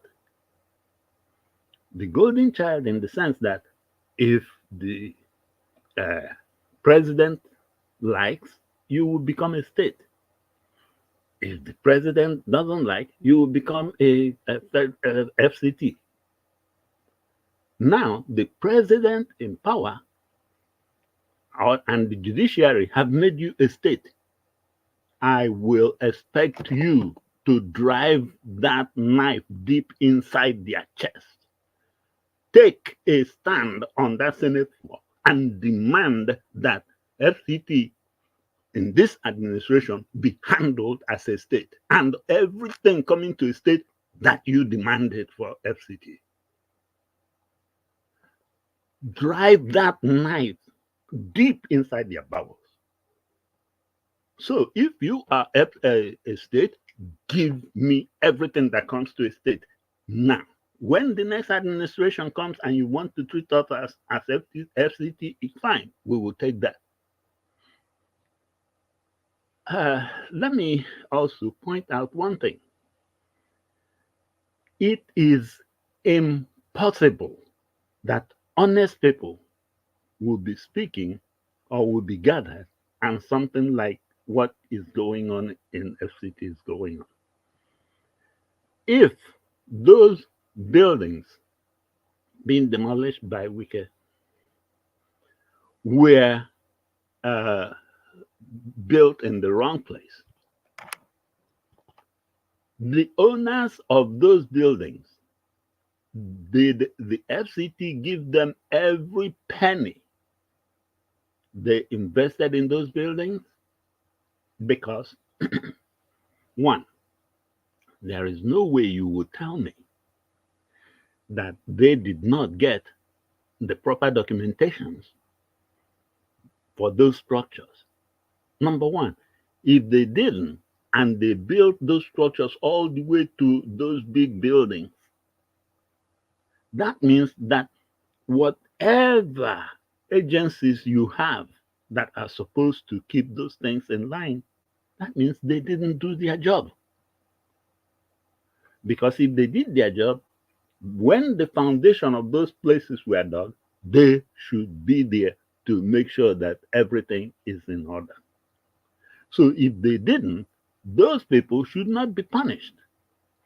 And if they did, but they were bribed by those builders to look the other way, they, the people that were supposed to be in power at that time, should be brought to be part of the penalty here. Please, whatever you do, whatever you say, whatever you hear, whatever you eat, drink, or breathe, let it be the poor people of the FCT. Bear them in mind. And believe me, it may not be today, But if you become their champion, I bet you we have our first Nigerian female president in the making. Become the champion of the poor masses. And you can start that by one way. This 160 million naira SUV, whatever excuses you guys give, when you get yours, you are the senator from the FCT. The Senate chambers is in your territory. I don't think it's more than a taxi ride from your house to the chambers. So you don't need that 160 million naira vehicle. When you get yours, package it that way and call a press conference, sell it, and use that money to go to some of those places that Wike has already demolished and got the people in whatever. Go there and, in fact, I'm quite sure that you must have all of those people in some sort of list right now because you're their representative. Sell that and go and use that money to help them to start again from wherever they are starting. And then you should be taking very good care of your territory. Those nonsense buses, dilapidated buses that Wike is now trying to force on FCT, you stop it. If FCT needs buses, they should go to Innocent, produced in Nigeria by Nigerian, and the money will stay in Nigeria. Anything that takes any one penny outside the shores of Nigeria to anywhere, you be the champion. As a matter of fact, I want you to look beyond this Senate thing. Look at being our first female president. And this is how you are going to do it. And please, whether they say, oh, that whatever, it takes something for somebody to wake up. Call this the rude awakening of Irite Kingibe. Champion this cause and the cause of the poor masses, and you will see where you will be. So please insist on no Nigerian penny living outside Nigeria before we have exhausted every option in Nigeria. So please, Thank you. Dear Senator, please, whatever you do, do not listen to those that will try to berate you or intimidate you. We are here, we are watching, and we are behind you. Thank you. Thank you, Regina Francis. God bless you, sir. Thank you very much for your submission. Guys, press on the like button, please. The like is very important for us. Mr. CBD, thank you very much for joining us. Good evening to you. Please, I'd like you to talk to us. Then we'll come to Oga CM. Yes, good evening, everyone Thank you, sir. listening to us. Well, I think I joined a bit late, but I was able to get some of the parts of the conversation that I felt I should say something about. That's just the topic you have on the screen there. Tinubu beg beg multinational companies not to leave Nigeria. That's all. That's all we have. Oh, Plus okay. the Kanu case. That's all. Oh, okay.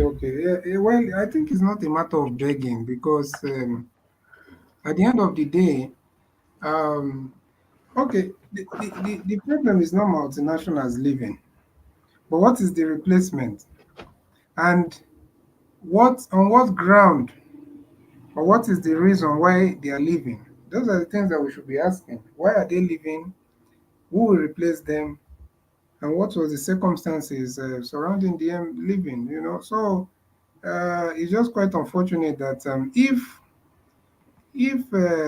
the foreign investors are finding a very hostile and unconducive environment for them to invest, then it's a very bad news for Nigeria, because at the end of the day, you need foreign investment for your country to flourish economically. If you go to Dubai, how many multinational, international organizations are in the United Arab Emirates? Same with Saudi Arabia, everywhere in the world. So Nigeria will not be different. If you say, oh, you need that you want to, what's the replacement? For example, those guys that are producing what's it called, the inhaler for asthmatic patients. Is there any Nigerian company that have invented their own inhaler and is now selling? So it's quite unfortunate that it's turning out to be this way, and we don't pray to get to Zimbabwe, because up to today we know what is in Zimbabwe. They are spending money in trillion, billion. Somebody will carry one piece of paper and is 2 billion Zimbabwean money. So God will not allow us get to that stage, but it's quite unfortunate. And I really wanted to say, you see this issue of Nnamdi Kanu and the governors.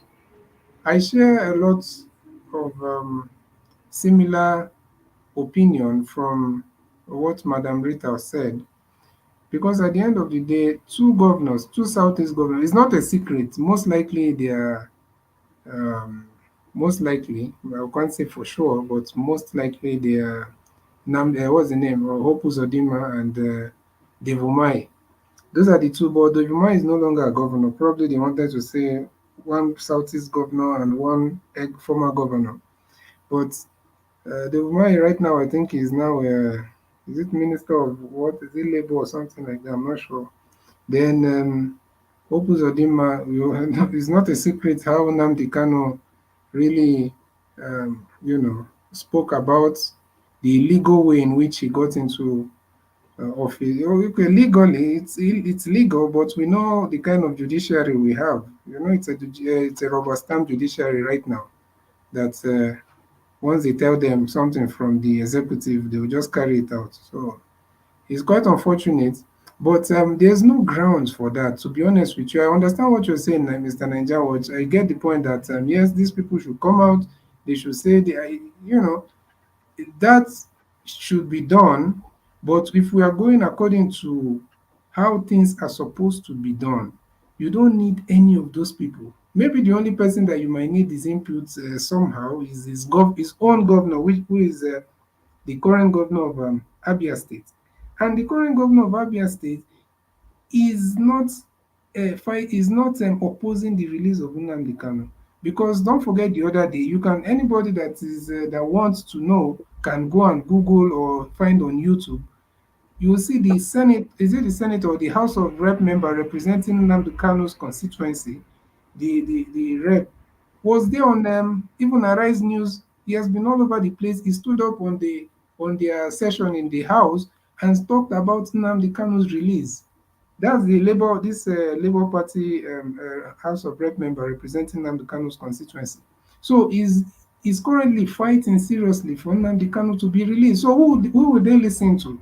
That is why Madam Rita is 100% correct when she's saying that it's all a game, because the people you need to listen to have told you release this man to us. The people from his state, his own senator, his own, even when Abaribe was there, he was also screaming the same thing. His own senator, his own rep, House of Rep member, all of that.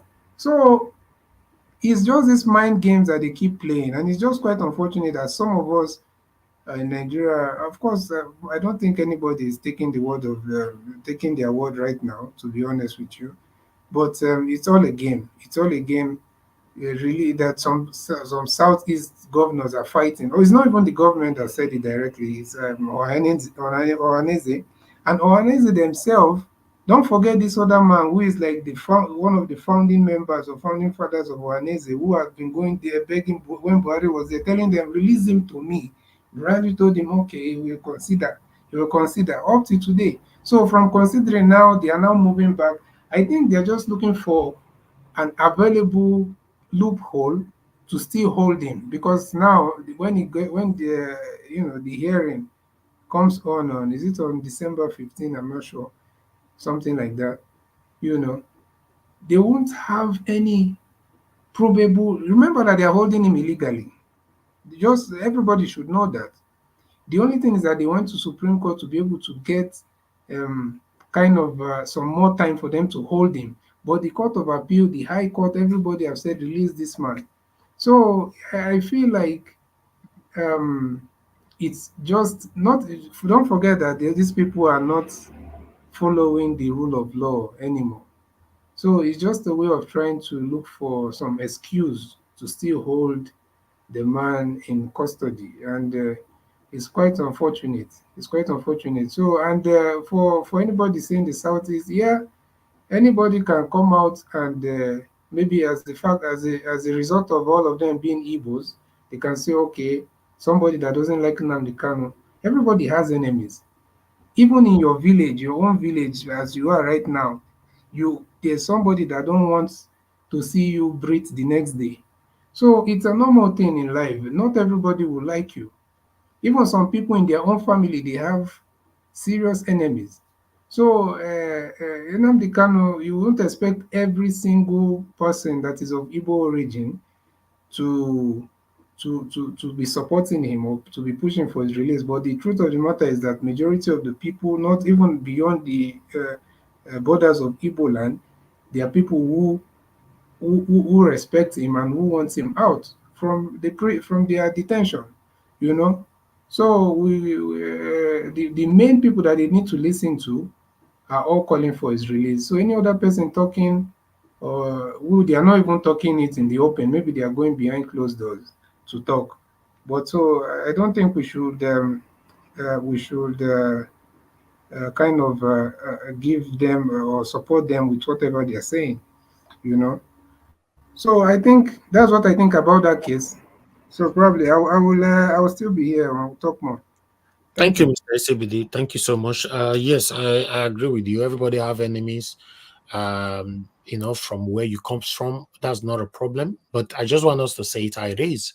If the the same satanic government is saying now that there are some people, there are some governors or senators from the southeast that is stopping us from releasing Nnamdi Kanu, you and I know that these people, all of them are the same God. They are the same people. When we talk about government, they are the same government. They are in government. That's what we are saying.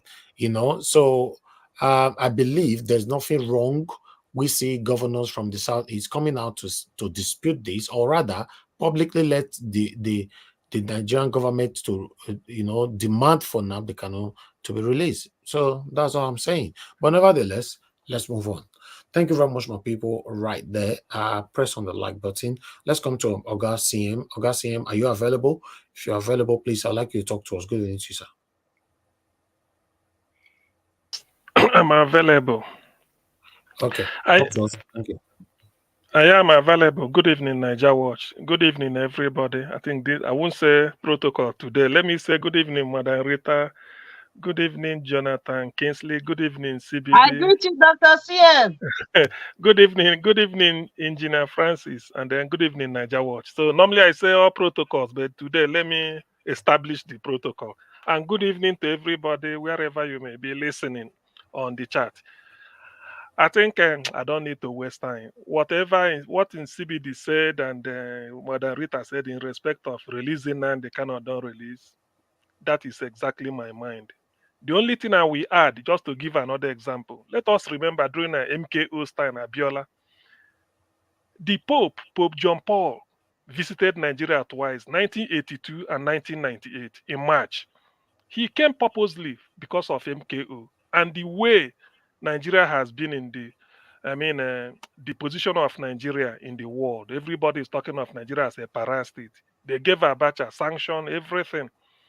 The Catholic Church to which I belong started a prayer for Nigeria in distress. It was because of that Abacha era and MKO. Till today, I think they're still saying it, saying that prayer. So they asked Abacha, the thing the gamble they played then was It's the Yorubas that are holding this man. They don't want him released. They just go and collect money on his behalf. It was all lies. It took a Puta panel for the secret of MKO to be revealed. So the only thing one should ask is, as a government, if the law permits you, if the constitution permits you to slit somebody's throat and you do it, can you justify it? The law permitted me to do it. Until you change that law, I won't listen to you. It's as simple as that. You are the government. Nnamdi Kanu, I remember at Owerri, Ohaneze Ndị Igbo, the former President General, Professor Obiozo, former ambassador to USA, Cyprus, and Israel, he said, release him. Let us have a political discussion. In fact, it was Ozekome's idea because he's the lead counsel, Professor Ozekome. He said there's nothing. They will balloon the charge to 15, from 15 to 12. From 12, they bring it down to 7. Before it is the next court case, they will wire them 24 few hours to the distance. Say there's a new charge now. Ozekome said, how do we defend this now? You could have sent it to us at least a week so that we prepare. When they go there, they argue on the technicality. This is what they keep doing. Ozekome said it, that there's nothing. Because in law, you can never charge somebody for an offense that does not exist.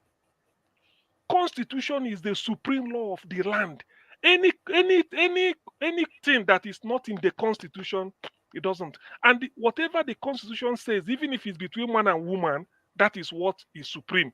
The way you relate with your children or your wife doesn't matter. What does the constitution? Did the constitution say anything about it? Yes, that is the one that is supreme.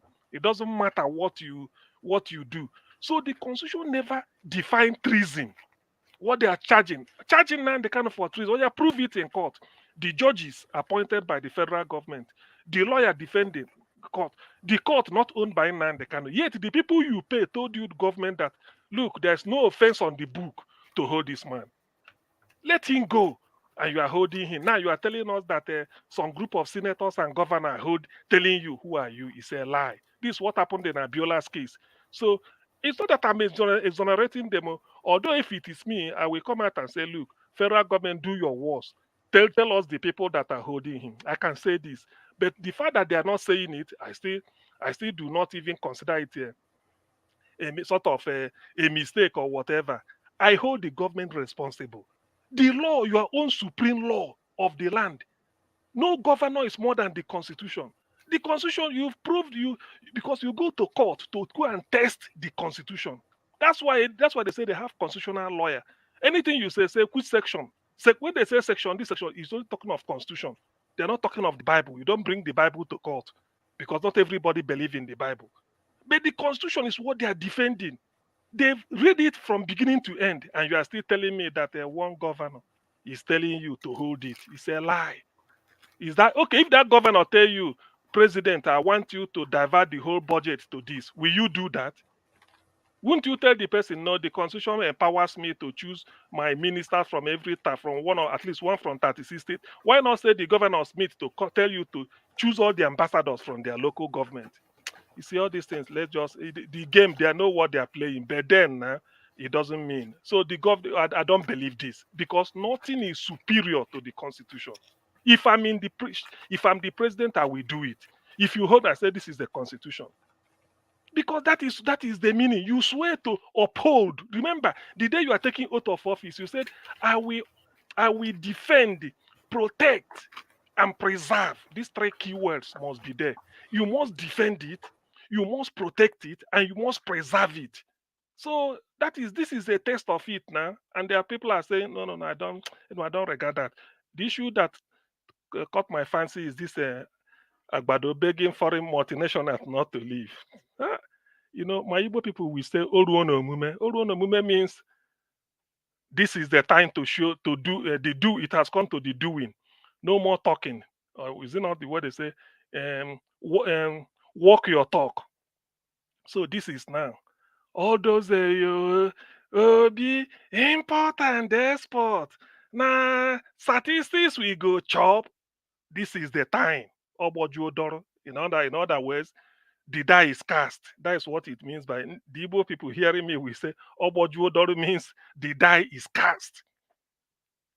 Oruono Mume means walk your talk. Now, the statistics we go chop. Now, why? Why? So, which means you feel that they are slaves. There is no electricity for them at high cost. Insecurity, nothing. And they are doing all these things. Then you want them to stay. Stay for what? Stay and do what? You don't beg them. What they are trying to tell you is put your house in order. You don't need to beg. They don't. What is the meaning of begging them for what? Nigerians can manufacture. Nigeria has pharmaceuticals, but they can't because of the bad environment we are created. By the way, which government will thrive under a certificate forger? Don't you know it's a shame? You are begging foreign national to stay while innocent is there. You are buying from Japan. What sort of hypocrisy is that? You carry 160 million. I think somebody should multiply it. 160 million multiplied by 100 senators. Then you multiply 160 again by 300 and think, I don't know how many House of Reps. Just give or take, call it about 450. Multiply 160 by 450. 160 million. You know how many billion you will get. You load this money and give to government of Japan or Toyota in Japan. Toyota will declare jumbo profit this year. They will thank, maybe if they are doing end of year party, then go down schedule and eat all the things they like with their chopstick. The company is booming. Maybe promise to increase their capacity next year, take more graduates that will be working for them, pay increase the tax they are going to pay to the government of Japan. And who knows, they may give bonus to, what they call the shareholders, dividends, pay dividends. And then the directors, if they are like Nigeria, they will take their Christmas bonus because Tinubu and the other patronize him. While Innocent here, if you had loaded that money and give to Innocent, Innocent must pay tax. So part of it will come back to Federal Internal Revenue Service. He must pay tax. And you even use that to even send auditors, say, look, latest man is underpaid because it's within your reach. Innocent will now increase capacity, employ more staff. It will add to your GDP of the country. You see, that's why this is simple economics. It will add to the GDP of your country.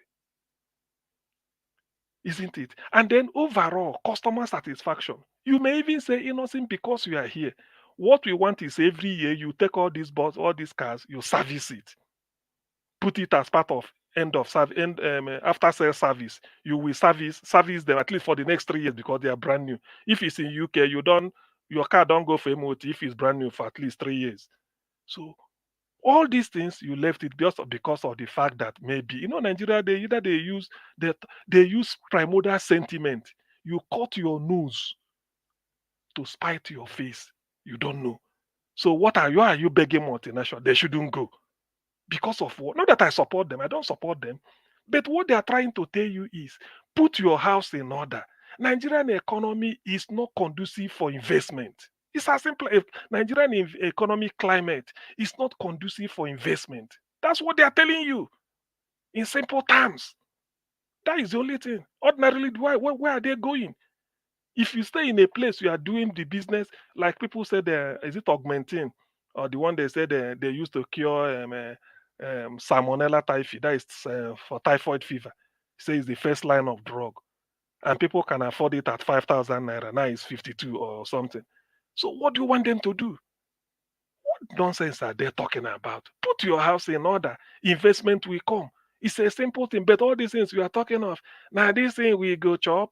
Now that also brings me to the people from the north. Now I'm talking about all this, but they clap for Muslim ticket. I think they've achieved their aim. Nigeria is now a member of Organization of Islamic Congress, and Nigeria now only Muslims go the route. Now why are they crying? Now under that Muslims they slaughtered army bombed more than 100 people sent to their early grave. Now they are telling us. So all these things, you see, I don't. The thing that annoys me about Nigeria is that we tend to do things not because of its own merit. We do it. Maybe let's do this one to punish Niger Watch. It will work, but you've forgotten that after a while, Niger Watch will get used to it, and then you will forget that you did it, and the thing will now turn back to haunt you. So that is the nonsense Nigeria do. So which in the person supposing they ask you, why do you want us to stay? When you are patronizing foreign companies, even the one in your country you don't. Indigenous one, then how do you encourage a Nigerian that is creative not to go and establish industry in South Africa or in Mali or in Sierra Leone or maybe in Senegal or in Brazil? When if you establish in your even your country cannot patronize you, is that not a shame? Now come to think of it, what is their reason? Nigerian roads are bad. But Innocence boss is I use it from Lagos down to Newi. Anambra Mass Transit is the bus built by Innocence. Is that not the same bad road that senators from Lagos State, Ogun State, Ondo State, Edo State, Delta State, and the Anambra will pass through? Meanwhile, Abia State governor is using made in Nigeria car from Innocent. If the road is not the same bad road, if you invite him, if somebody want to drive from Abuja to Oka to everything, is the Innocent bus everywhere. So what are you talking about? Which road? Which road will do you feel that there's a special car from? Okay, even if it's only that Japanese car that will suit that bad road, if those senators drive it, what of the at least 190 million people? Which one are they going to use? So you only interested that because the road is bad, you go and source for the car for senators to use and House of Reps. What of the people? Which one are you buying for them? You see, Nigeria is a joke. Whether those that are rejoicing about Muslim ticket, now they are seeing it instead of competence, which brings me to the issue of Obi as a candidate. This is what do we want? A man, no EFCC case. Everything we've been looking for in a leader, at least honesty, verifiable facts. A man who is not even flamboyant, you can't point to anything that Obi stole. For the first time, you have a candidate who said, go and verify, go and investigate me. If you find anything on me, just announce it. I will stop. Till today, nobody has ever done that. What else do we want? Or is it because Obi came from one area of the country they don't want to hear? What else do you want? What else? People and so Nigerians will foolishly be praying for God under Buhari. Hey God, this government, we never see and like this. So hey, we never know this Buhari change. You prayed. I agree. Among yourself, God brought out somebody, and you people saw it. Yet people are still talking. Who else do you want? Now, this is the extreme, the very extreme of what P2B is. Very clear now. This is a master forger of certificate. We've been having leaders. Nobody accused even a batch of forging certificate. He may tell you I went to one Nigerian military school, Zaria. At most, you get F9 parallel. But you go there, you see his name. You talk of IBB, government college, Bida. He may not pass, he may not get A1, he may get F9 parallel. But you go there, the name is there. And they will show you, these are the pictures. Gadonasco, I used to see it sometimes. Gadonasco, Garba Duba, Charles Ndiomu, all those Bida area, say they all went to government college, Bida. From there to Nigerian military school, Zaria, NMS, isn't it? Or something like Defense Academy. They will show you their seats. You will see the photos, say when they were in school, even on Basanjo, you see all of them. At least nobody forged.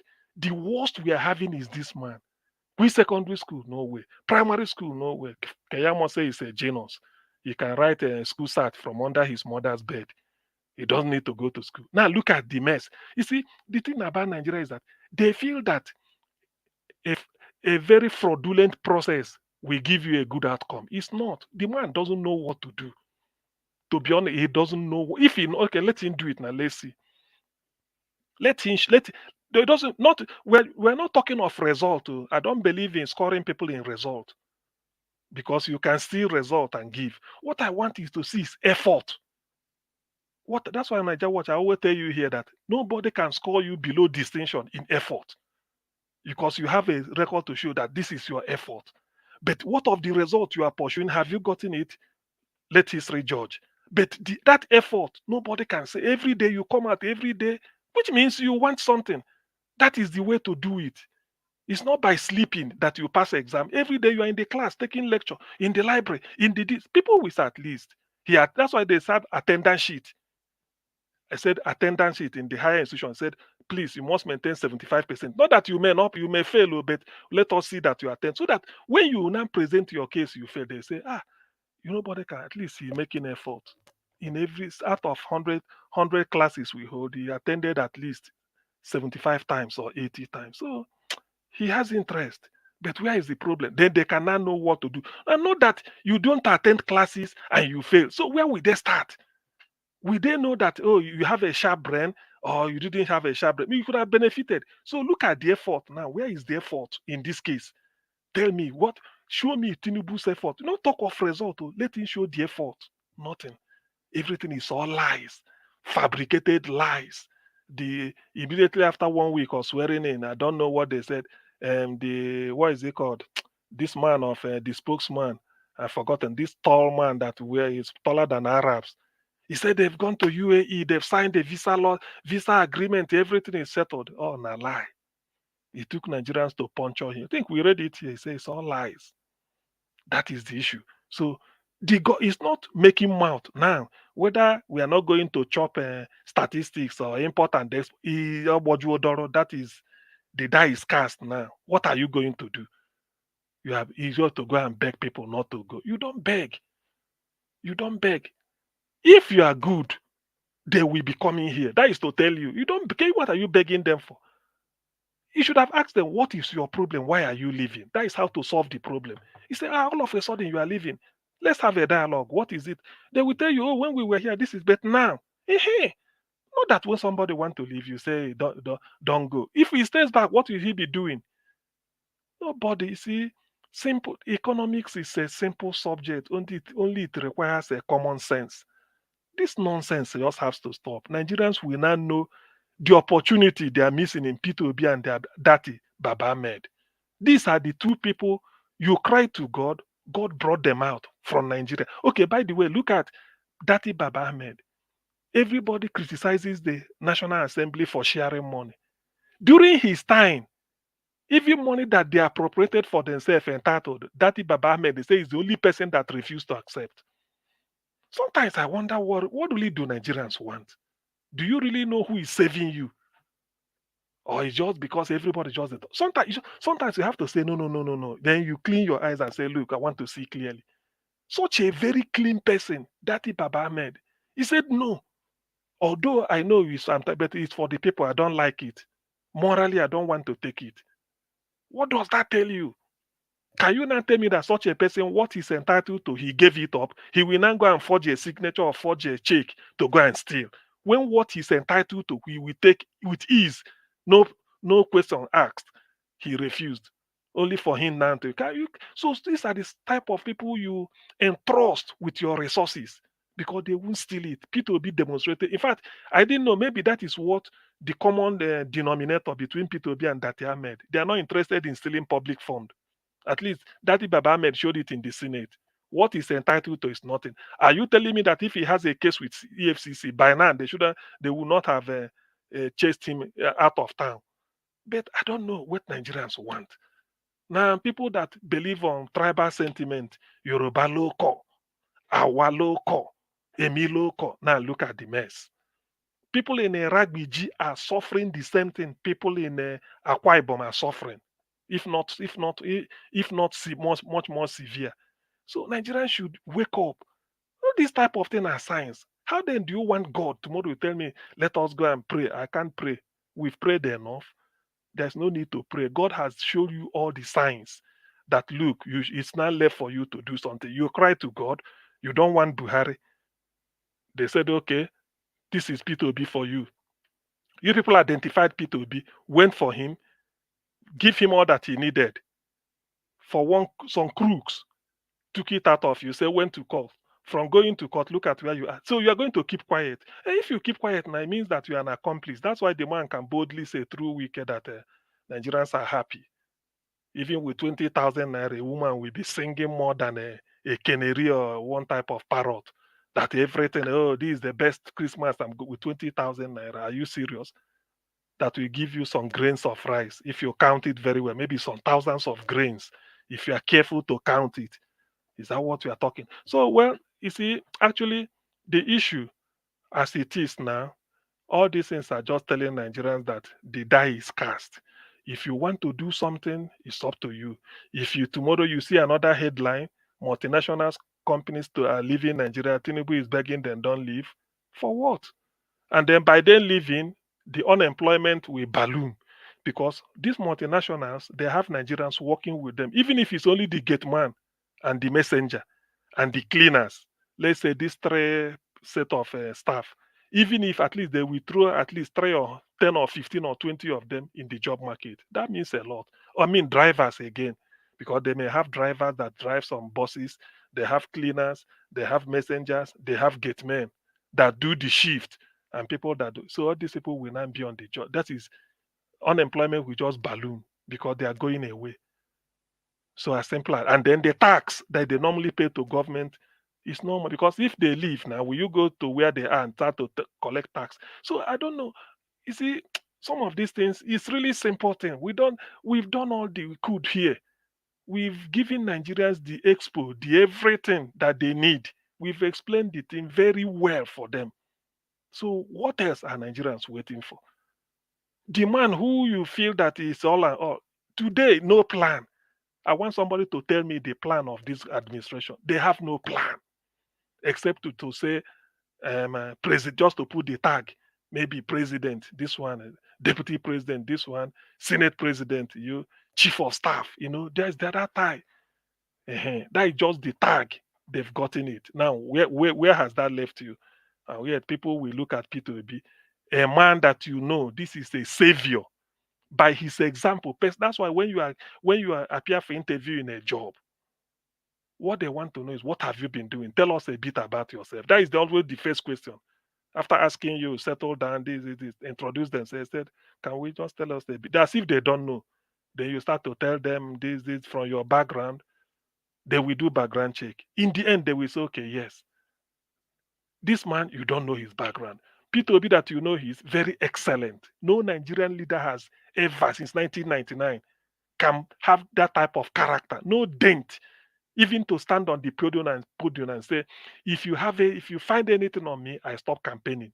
Till today, nobody said that. All they're interested is that maybe they look at him because he came from one side of the country. Um, uh, you know, maybe if CM as Igbo man, maybe I do something, they will use it to judge you. It's only me. You don't use it. Judge anybody by his own character, as if everybody is good. So whether Muslim or Muslim Christian or Christian, those ones are far gone. This is now reality Nigeria is facing. There is no need talking about this is now the reality. Whether you voted for Tinubu, you didn't vote for Tinubu, everybody is suffering. This in equal measure. Some are even suffering more than others. It depends. But let me just make everything equity. Everybody is suffering heavily every day. Every day. Just pray you do not fall sick in Nigeria. Now. Only thing you have to do. That's why in Nigeria, every teaching hospital opposite it, you see where they're selling casket. People has forgotten. Go and check. If not opposite the entrance to the teaching hospital or federal medical center, you will see that about 100 meters. No, it shouldn't be up to 200. There you see where they're selling casket so that the journey will be shorter for you. The moment you take your loved ones there, if it happens, they say if you go out of the gate, just take Okada, go down south, all this, you take your size. So this is, that is a situation. It's not me making it up. It's like that. We wanted a change, yes, for the better, yes. There was a candidate, yes, and some set of people feel they own Nigeria, they can easily manipulate everybody, and they succeeded in manipulating. So who are we to blame? Who are we gonna blame? Than Nigerians to take their country into their own hands. Even then, Obasanjo has also called for it in a positive way. I think Obasanjo said it. The youth get up. People of 80 years, 70 years, they've passed their prime. Anybody 70 years is not hoping to stay more 70 again to make it 140. We may even saying if I clock 220 more, 25 more, 95, that's okay. So how can somebody at the age of 70 or over, you'll be looking up to the person for salvation when you are 22, 23, 24? No, even 30. So Nigerians, it's up to you. The ball is in the court. It's everybody's court now. If you people want to change your situation, yes.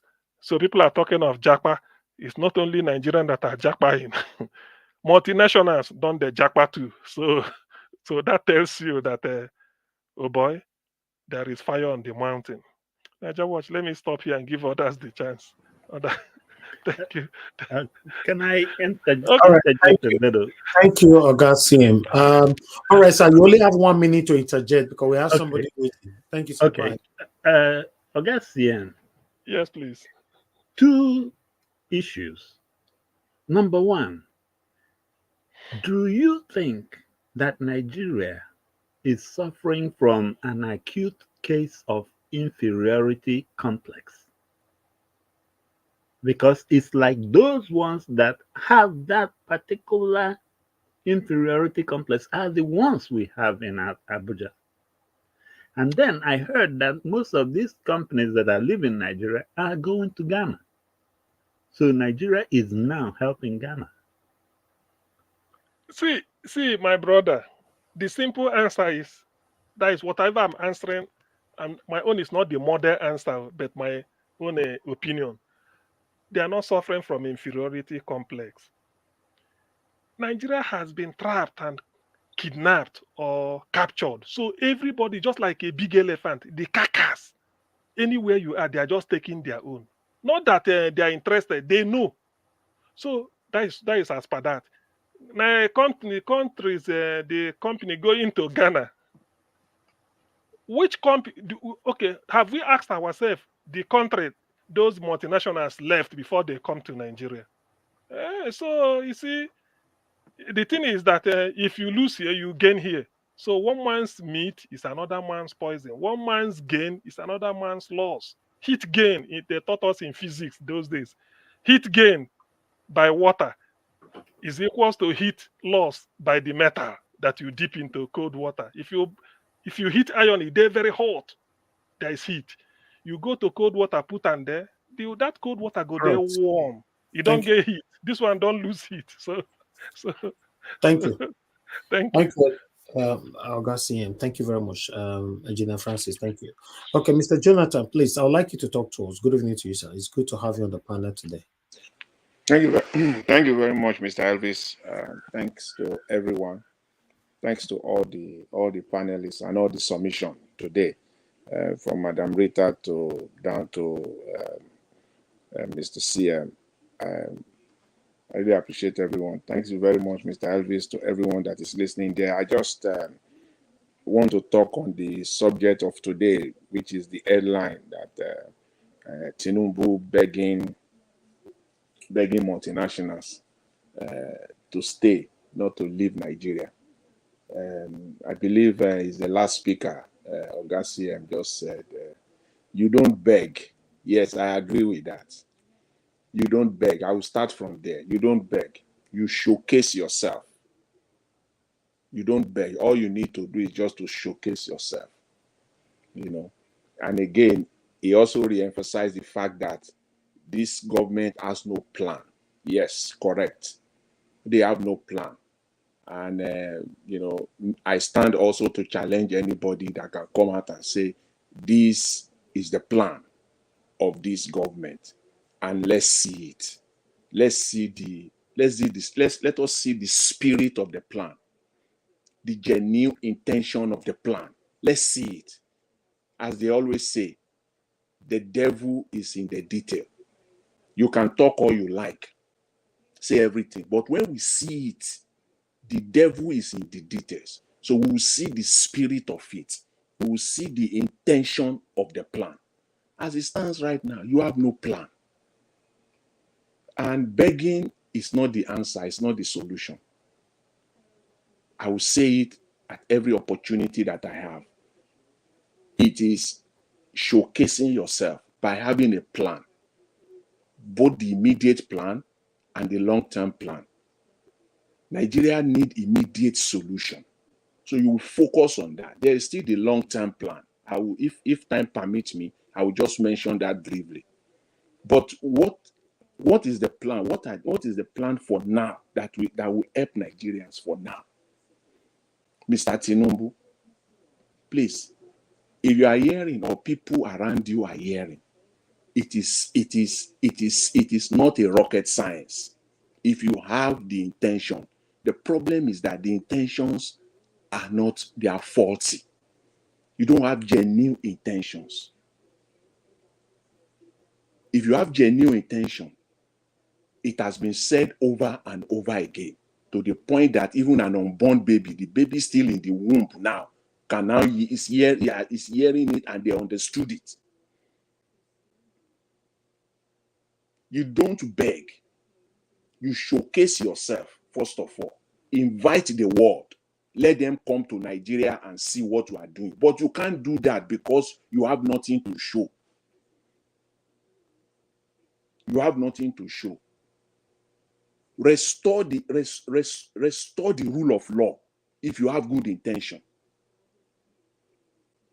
These are just bullet points for you, whoever that is in charge, or the people that are surrounding you, if indeed they have good intention. Restore the rule of law. Work to restore the rule of law. If you are really serious about it and you have good intentions, you will seriously and genuinely, not just by talk alone, you will bring stable and reliable electricity to Nigeria, across the length and breadth of Nigeria, even to the rural areas. Because when you talk of investors coming, these are the places they will go to establish their factories, their assembly plants. They're not going to build it in Lagos, in Ikeja. They're not going to build their plant in Victoria Island or in Ikoyi. I'm talking of businesses now, investment that will bring employment. They will go to those rural, that place where we have the massive land. That's where they will go to. Those are the places you will focus on. Across the length and breadth of Nigeria, there will be electricity. Nigerians will have, there will be, these are the things that will attract them to come. You will ensure that there is stable and reliable electricity supply, especially even equally to the rural areas of Nigerians. It will enable even our farmers to bring their produce to the city more cheaply and more efficiently. Even you will connect all the roads in Nigeria. These are the places you will spend money on, not distributing money to the National Assembly and to the judiciary to perpetrate yourself in governance. You will restore security across Nigeria. You will restore security. Even let us even see a semblance, even if you are pretending, even pretend that you are even bringing security. Let's even see, because what you are doing now is even, you are not even pretending. Everything we're seeing is that you don't care. You don't care to the point where the national army can bomb the citizen. So which investor will now come now? So if they bomb their factory now, they bomb their investment now, it is we're sorry. So you will pacify them with we're sorry. You will issue an apology. Which investor will come to that kind of environment? At least pretend, restore security to Nigeria. At least stabilize the naira for crying out loud. Stabilize the naira. The question is how? Through production. Okay, production, talk is cheap. How do you do the production? Empower small businesses across the length and breadth of Nigeria. When we talk of small businesses now, we're talking of businesses that will employ the minimum of 2 to 50 people. If 50 million companies in Nigeria, 40 million companies in Nigeria, and employing between 2 to 10. Even 2 to 10. Empower them. And why is that so important? See, one multinational can give Nigeria $10 billion in taxes in a year. But 100 million small businesses can give Nigeria 100 billion taxes in 1 year. So forget about the multinationals. When you showcase yourself, they will come. They will want to come and tap into it. It is the small businesses that you focus on. That is the engine of any developed nation. They don't joke with their small businesses. You will empower them.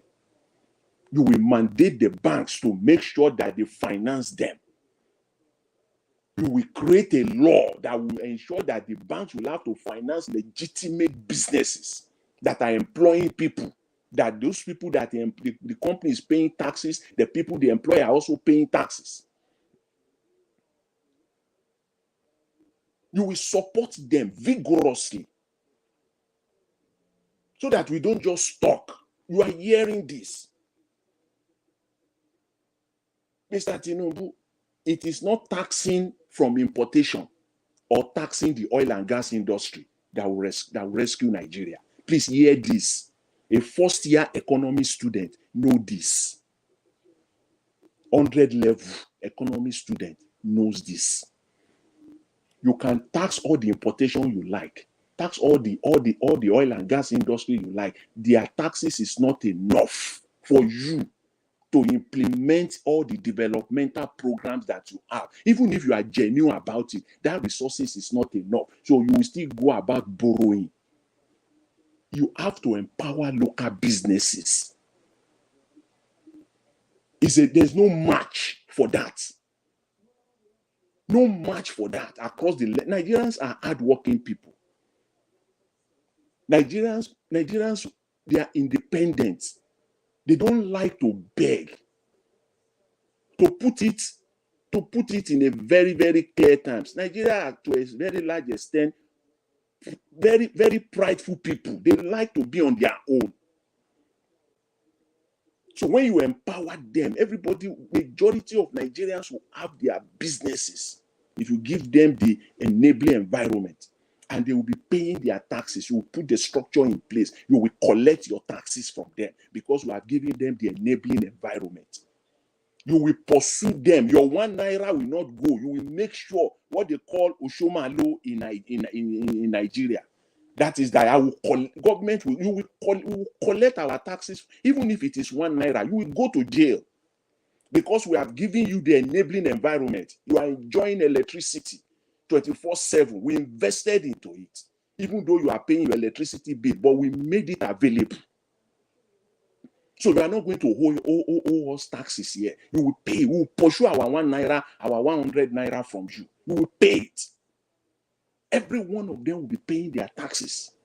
It will come to billions and billions. That is the money you need to develop Nigeria. It is not money from people that getting that the Nigerian customs, they stay put there at the port in Tinkan Island, collecting taxes from importation. It is not that one. You can collect all that you like. You can get 10 trillion from that. You can get 15 trillion from that. It's not going to cut it. Not going to cut it in this present economy for Nigeria.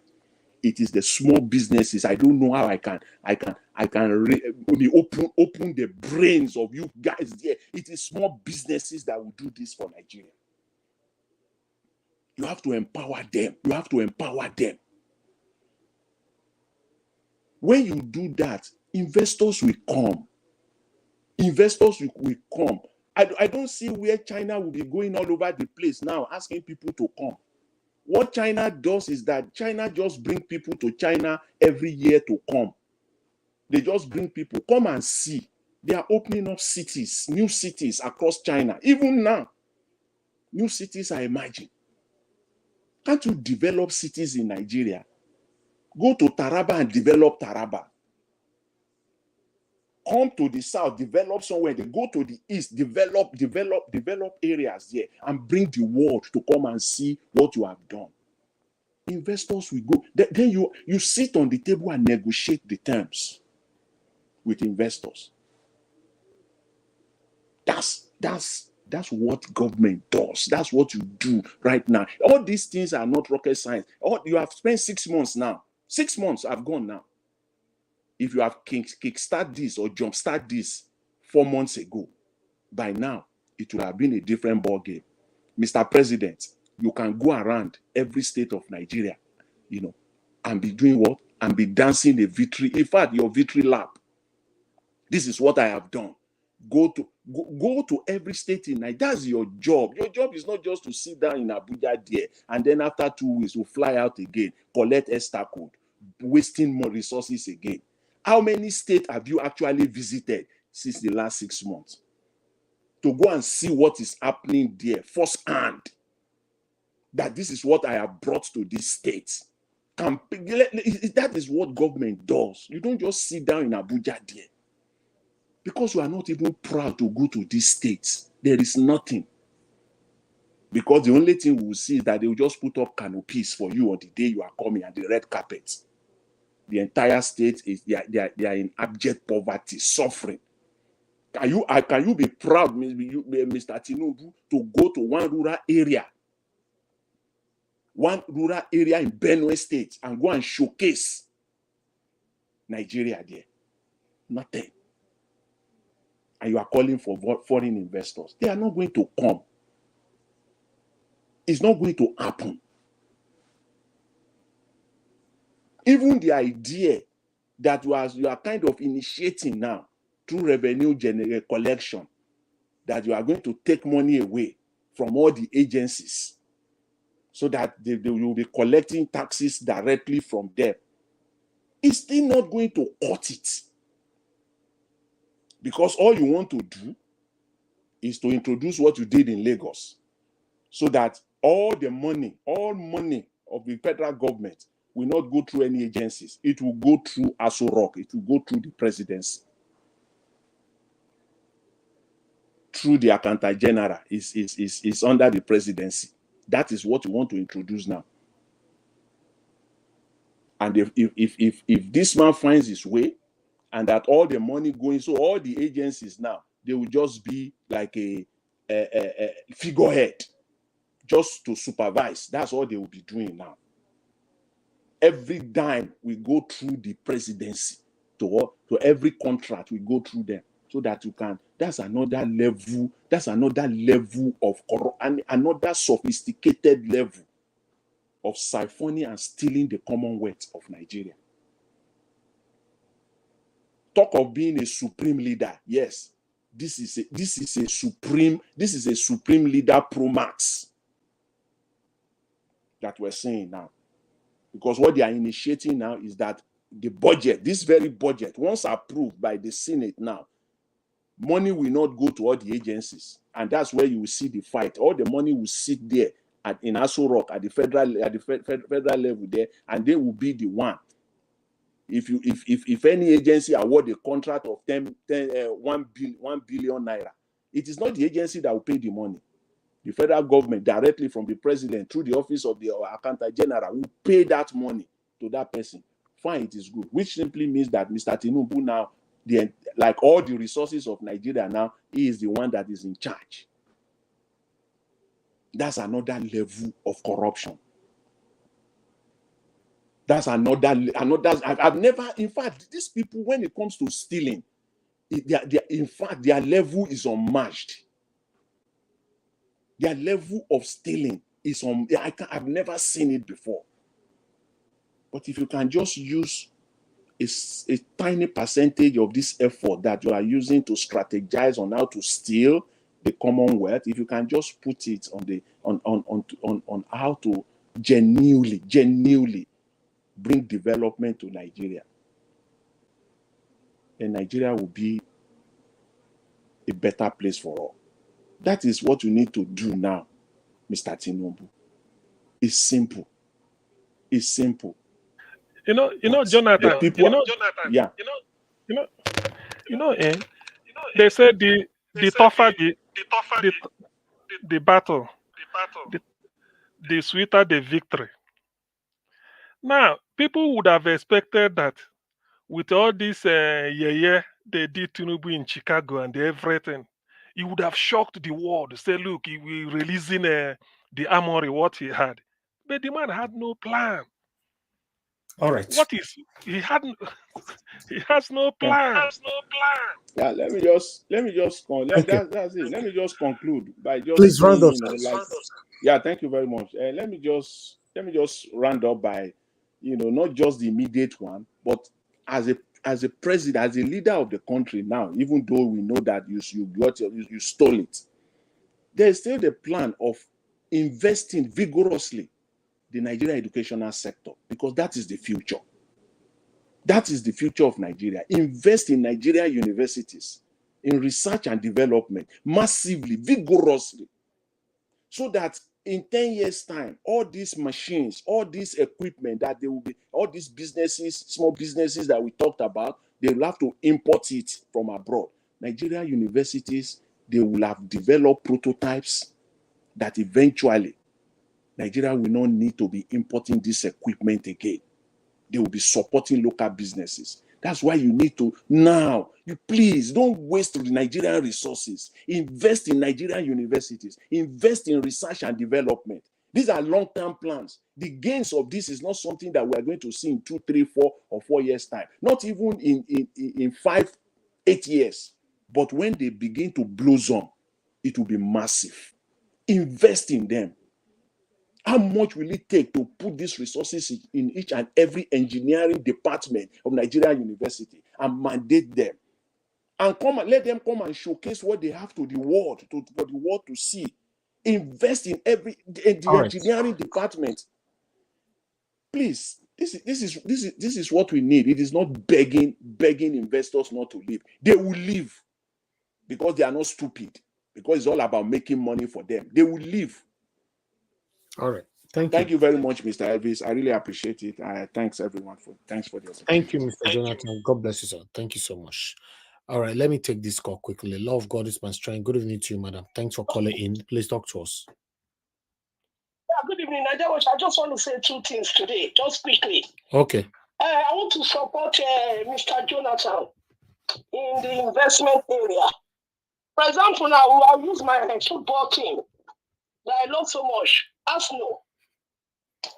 When Arsenal started with those young boys, everybody was saying that, oh, these young boys, they are too small, they can't do anything. They cannot play well. They need to go and buy stars all over the world, like Man City and Manchester United and Tottenham. For Arsenal, everybody was saying they should leave him. You know what he's doing. But look at it now. At this season, we are very good. Our players are working well. That's one example I just want to use. Because if you start to Tinubu start to invest now in the youth, in our university, before you know, within 5 or 6 years, we will start seeing the results. So that's a very good example that I want to use, because I love Arsenal very much. That's why I love them. I can go anywhere for them. Number 2, you see, when we are talking about religion, our religion in Nigeria, I don't know if you have heard about the news of a Nigerian lady who went to the hospital. A woman who's already been told that she's going to pay, and a Nigerian nurse that just came to London went there and started preaching the gospel of our Lord Jesus Christ to the lady. And the lady went to report her. They've arrested her on her way to Nigeria. What I just want to say to people, this place is not Nigeria. When you come to this country, you are working anywhere. Be professional. You are not there to go and preach the Lord Jesus. You are not there to go and preach anything. You are there to care for a patient. Go there and care for a patient. Don't go there and start to preach, because that place is not for preaching. It's for care. So that's only the 2 things I want to say. So that other people can hear about it and not do it. Thank you. Thank you, madam. May God bless you. Thank you so much. Thank you. Yeah. Thank you. All right. Let's hear from Madam Origin. Thank you, Madam Origin, for calling in. Good evening to you. Please talk to us. Hello, everyone, my people, my youth. This is your favorite cheerleader, Madam Origin. I greet everyone. I greet you, Mr. Niger Watch, the prophet, the candle holder, the one that is showing Nigerians how to be resilient. Thank you. I thank God for your energy, for your strength. Earlier, Mr. Engineer Francis talked about a woman that was resilient and stood up. You have you broke history, you have broken history. It must be, when all the dust settled, when roll call is called, you are going to be among those who are going to be recognized for,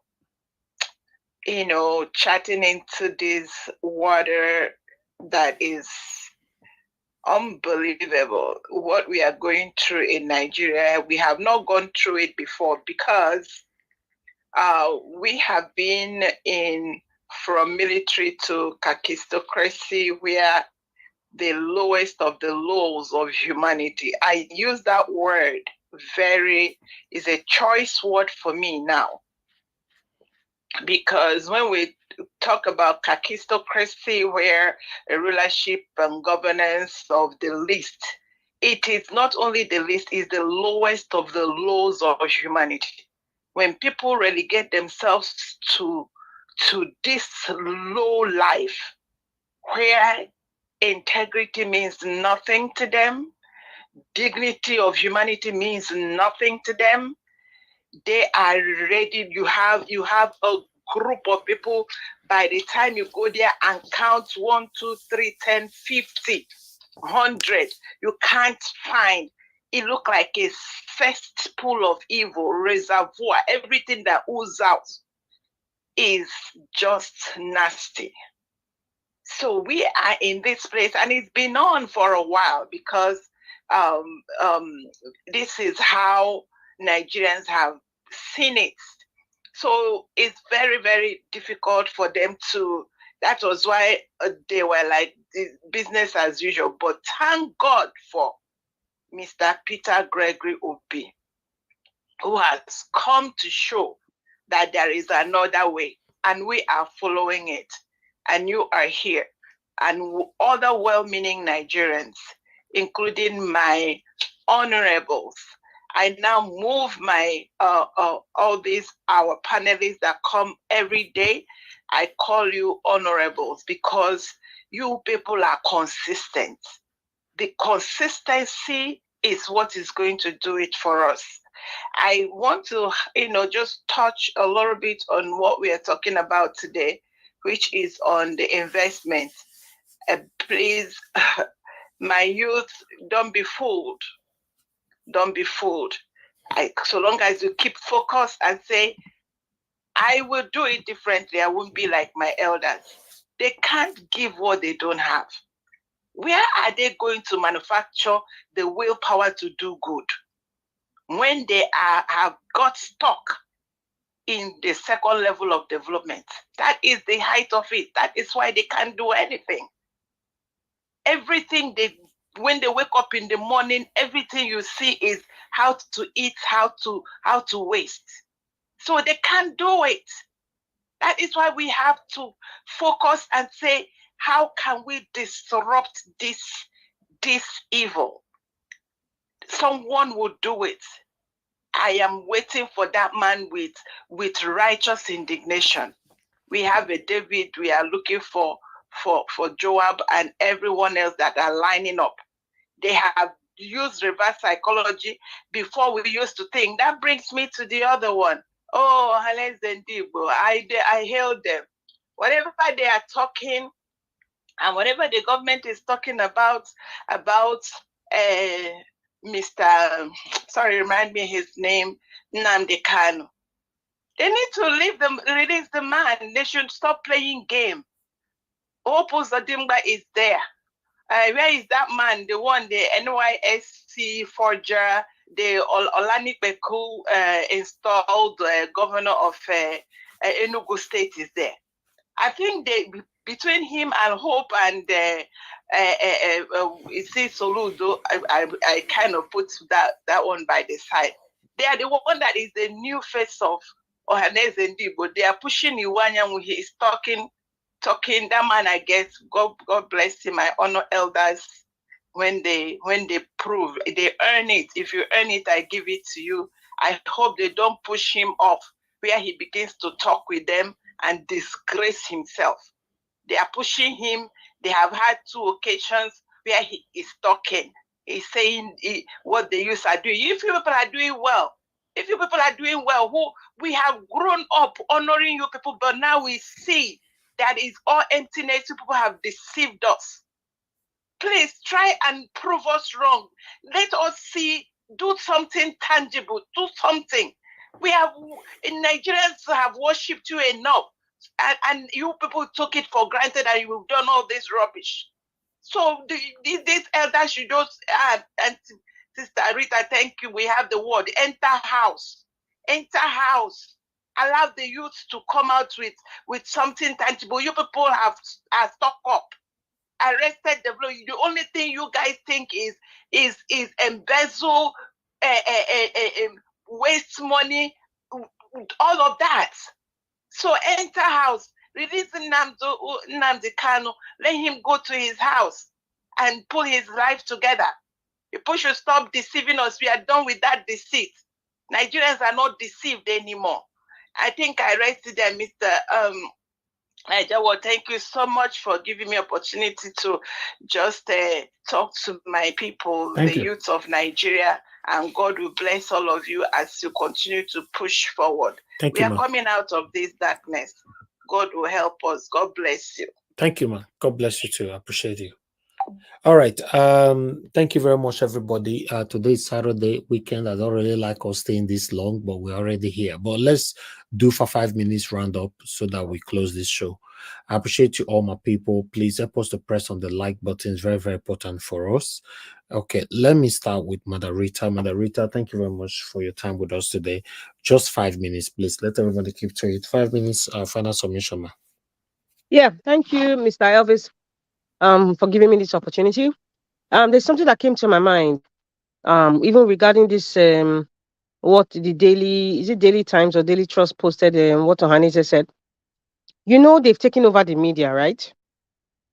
And one way to capture the people, one of the ways in which to create propaganda, to deceive the gullible majority of the gullible people, and to make it seem like whatever it is that they're saying is fact, is to also take control of the media. The likes of Daily Times, Vanguard, Punch, and the rest, they have all been very selective in the kinds of information that they disseminate. You know, so that's why I would say today that even what was written down about what Ohaneze allegedly said about the release of Nnamdi Kanu is another plot again by the wicked entities to use the media to put it out there. I haven't seen that Vanguard or the Punch said that. You said Daily Trust were the only ones have said it so far. And I also expect that maybe by tomorrow or even today that, you know, the likes of Arise TV should talk about it, right? Nobody has said that. So it's a script that, you know, the so-called caliphate have placed out there, and they use the wicked ones from the south to play these kinds of rhetorics. We are sick and tired of it. What Mr. Jonathan was saying was very, very valid about the advice of how you can recover a nation and all that. But there's something I kind of I don't want to say.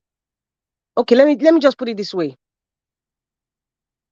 Mr. Jonathan, do you still have some sort of hope that this administration would place the money and invest it in the right in the right parts of the country that have some sort of deficit, institutions in the right institutions? They would not. So these kinds of advice that you're giving them, which is very, very valid, it's kinds of what I'm getting on my receiving end is that you're still having some sort of hope that they would change, or that they would know the right thing to do, or they'll know where to put the money for some sort of expenditure in all these institutions. They don't. Now statistics we go chop. In fact, I expect someone to even start a new song. Now statistics we go chop. Somebody will bring a song. I trust my Nigerian people. See where we are. I beg, no come out. Glasgow Smith climb, make una no come out. But now statistics we go chop. Here we are today. Dr. CM, you said something in your language and said, okay, we are now at the apex point now. Okay, show us your talents now. Since they say you built Lagos, okay, build Nigeria now. Where are we? People are running away. Because if you were building, like you claim, nobody was running. Yes, sir. Rita, sorry. When we are in secondary school, mathematics is a very difficult subject to most students. So there's this English master. This English master we mimic, we insult him. No, not me, but so many students insult him. So the man kept quiet until the day we are writing our maths exam. He came into the class. Everybody was shocked because he's not supposed to be, because it's not his subject. You only show up if it's your subject that the students are taking. The man said, it is not up. The name is Mr. Onyebuchi. He said, in those days, Mr. Onyebuchi this, Onyebuchi that. The die is cast now. Or you show what you can do, not insulting Mr. Onyebuchi up and down. Show mathematics what you can do. You think saying that to insult Mr. Onyebuchi. Now it don't happen, and everybody was just shocked. So that is the situation Tinubu is now. No more the statistics we go chop. Show Nigerians what you are capable of. Exactly. Show us what you're capable of. This man has succeeded in bastardizing a reputable tribe, the Yoruba tribe. He has succeeded in bastardizing the judicial institution. He has succeeded in bastardizing all the institutions of the nation. And then here we are, the so-called vice president that we have, someone that colludes, connives, and supports terrorists is the one that's the vice president. So you should not expect a thriving nation. You should not expect that your advice, economic advice, is what you are hoping that they will take. No. That is when you have a nation that there's some level of sanity and you now start to bring this advice, which is very good. I mean, we're all here to it. I'm learning, but I'm just saying that, when Mr. Jonathan, is talking, and maybe some other Nigerians are talking about, the kinds of things that they should have invested in, or where the money should have gone to, like the 160 million naira vehicle for the National Assembly members. These people they're not the kinds of people that we reason that way, because they care about only themselves. So I have no hope of any kind, no flicker of hope, no ounce or iota of hope that these people will even invest in what they're supposed to invest in. If somebody is busy using money to build, renovate the vice president's house, to buy her billions of naira for first lady that was not elected, to be spending money on COP24, carry 1,411 people to Dubai. Then they are going to Davos in January. Look at the money they are spending. This government is philanthropic government. They have nothing to offer Nigeria. Their mindset, their psyche has got nothing to do with the average. Only the goons and they themselves. You don't give a rat's behind about anybody. Now statistics we go chop. That's what we should be telling all the people who are complaining. Now, in fact, that's the response now. Anybody that is talking about, the cost of living is high, the quality of life is low.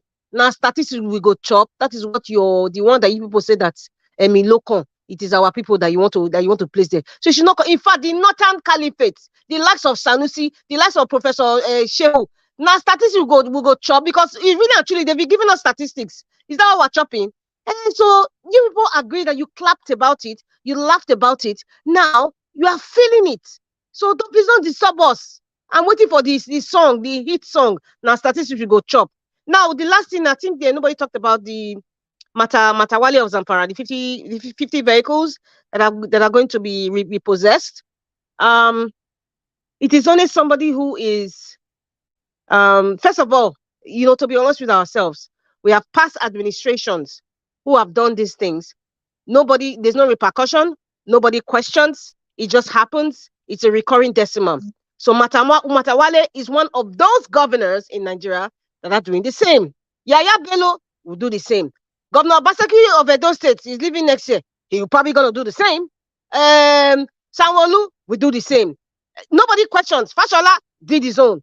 Who else again? There's a place. Okay, Benue governor of the other day. What's this man? I mean, they recovered a lot of cars from him. So it is. All right, Madam Rita, thank you. It's just something that's a recurring decimal. Nobody questions. Nobody audits. nobody talks. The next administration will come to use the previous one as an excuse. It's just going to continue. Nigerians take over your country. You don't need anybody's permission. You just need to announce it that you have taken it over. Thank you. Thank you, ma. Thank you very much. God bless you. Engineer Francis, please talk to us at 5 minutes. Thank you. Thank you for this opportunity once again. Let me go to the area of small beginnings. Nord Vehicles, I think it's out of Abeokuta. He makes bulletproof vehicles. In fact, he even sends to Russia in their war against Ukraine. Whoever is the senator representing that area, I challenge you at this moment. Go to the Senate floor on Monday and propose. If it's bulletproof cars that you guys want, it's here in Nigeria. Don't send any naira or any dollar borrowed or earned to anywhere outside the shores of Nigeria. Go to Abeokuta and buy the bulletproof ones. If it's ones that are fancy and stuff, go to Innocent Motors. So whoever are the senators representing those areas where Innocent is and where Nord is, I expect the two of you to team up, whether you are APC and ZYB, whatever party, put it aside. Fight for the people from where you came from and team up and get some other senators to join you guys. Do not buy any vehicles from outside the shores of Nigeria. Let that be the one thing you guys can do for Nigerians. At least that will help those industries maintain the employment and help the people of those your senatorial areas. And the same way I was calling on Senator Kingsley to do for Abuja, I hope your office, your staff, have a list of all these buildings that Wike is destroying in FCT. Whoever authorized or whatever department or ministry authorized those buildings to be built in the first place should pay those owners their money. You are their senator, fight for them. Believe me, we will be watching and we are recording. So just start from those areas. Let's cut this APC or XYZ. Let's do people's business, which is fight for your constituents. If you are running from Abeokuta, fight for the Abeokuta manufacturing plant over there, because that will give the people there their steady job. And those ones from where Innocent is, fight for that. Just at a stage, you guys have to draw the lines between APC and whatever. There's this proverb in Igbo that says, after sharing in the compound, then each each group will go to their mother's area to share. Because that's from those times when men will marry 10 wives. When they share something in the family, after sharing, each wife will carry her own to her own hut. And that's where she will share with her own children. So in this case, now it's your turn to carry it home and share with your own children. Fight for those companies in your constituency. Yes, you fought for APC, great and dandy.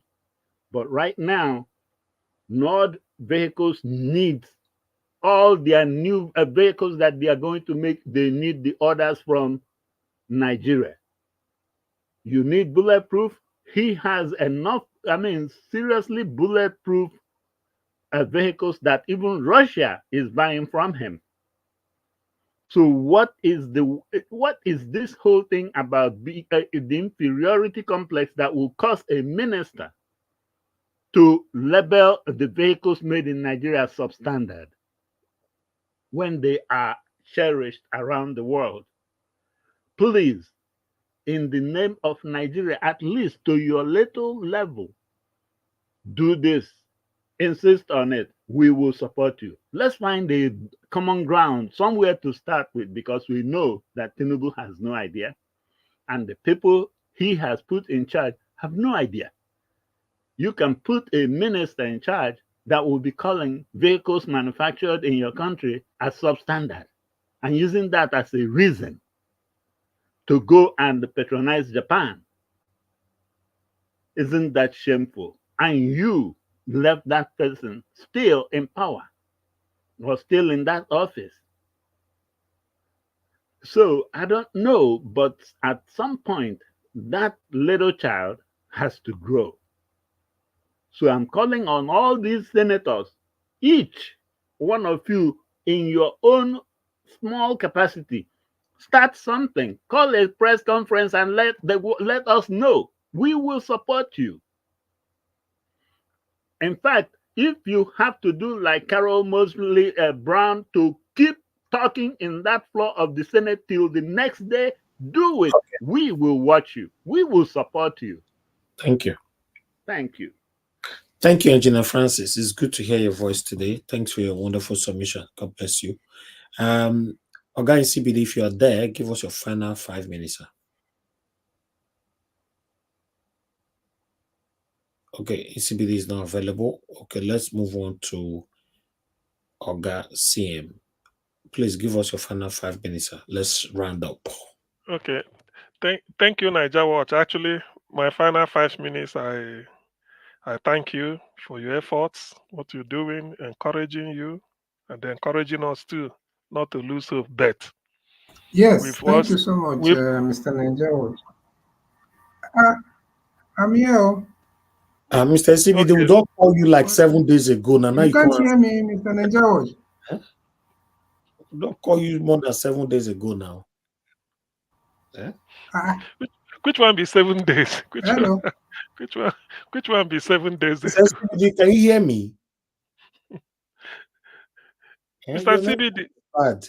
Oga CM, please go ahead. Okay. Let me quickly do so that you can. I think Niger Watch at this point there's a music played by. No, I think there's a delay. Oh, Mr. CBD, somebody is already talking. Please don't mute Okay. yourself anymore. Go ahead, Oga CM. Okay. Niger Watch. I think I don't know. Maybe you've heard it. There's a music played by Flavor and Timaya. He said, "When money no day."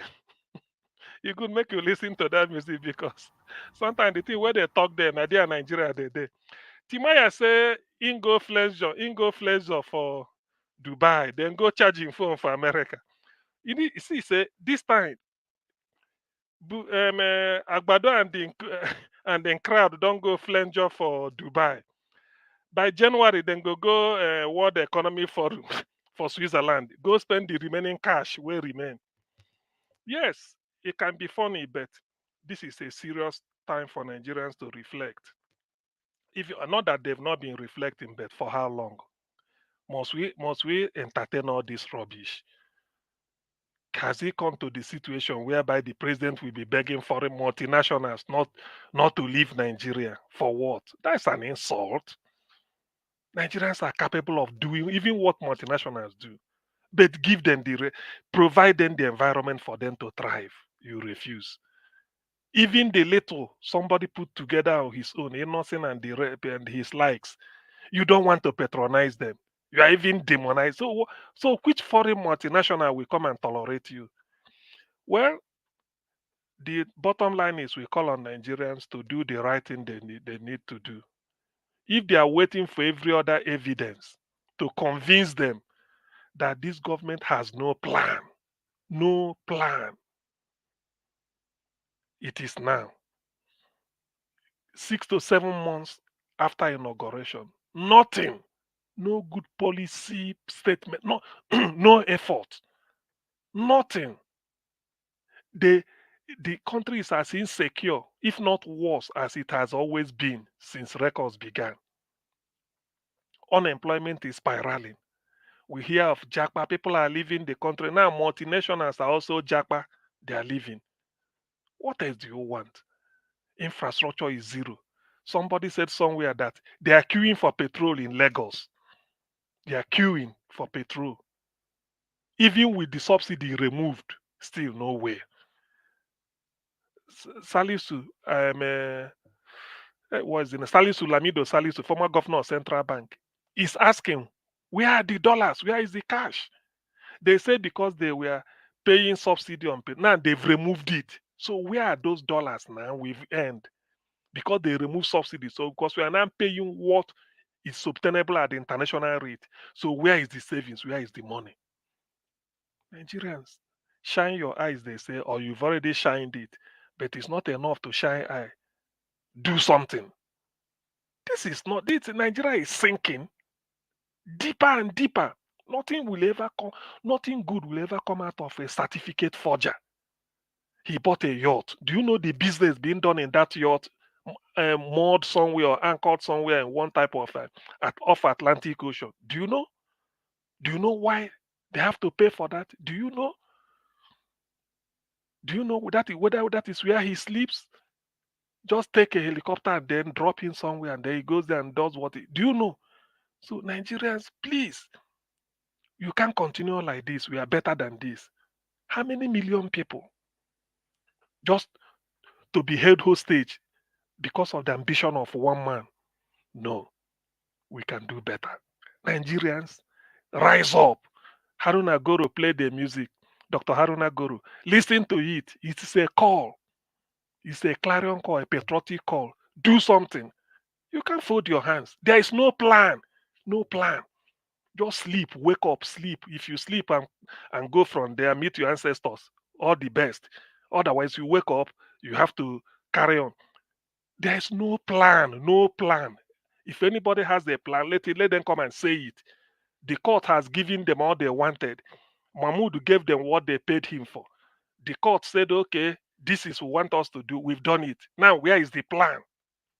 Now, statistics will go chop. On a good night, too. Thank you. All right. Let's see if we can hear from Ogai CBD now.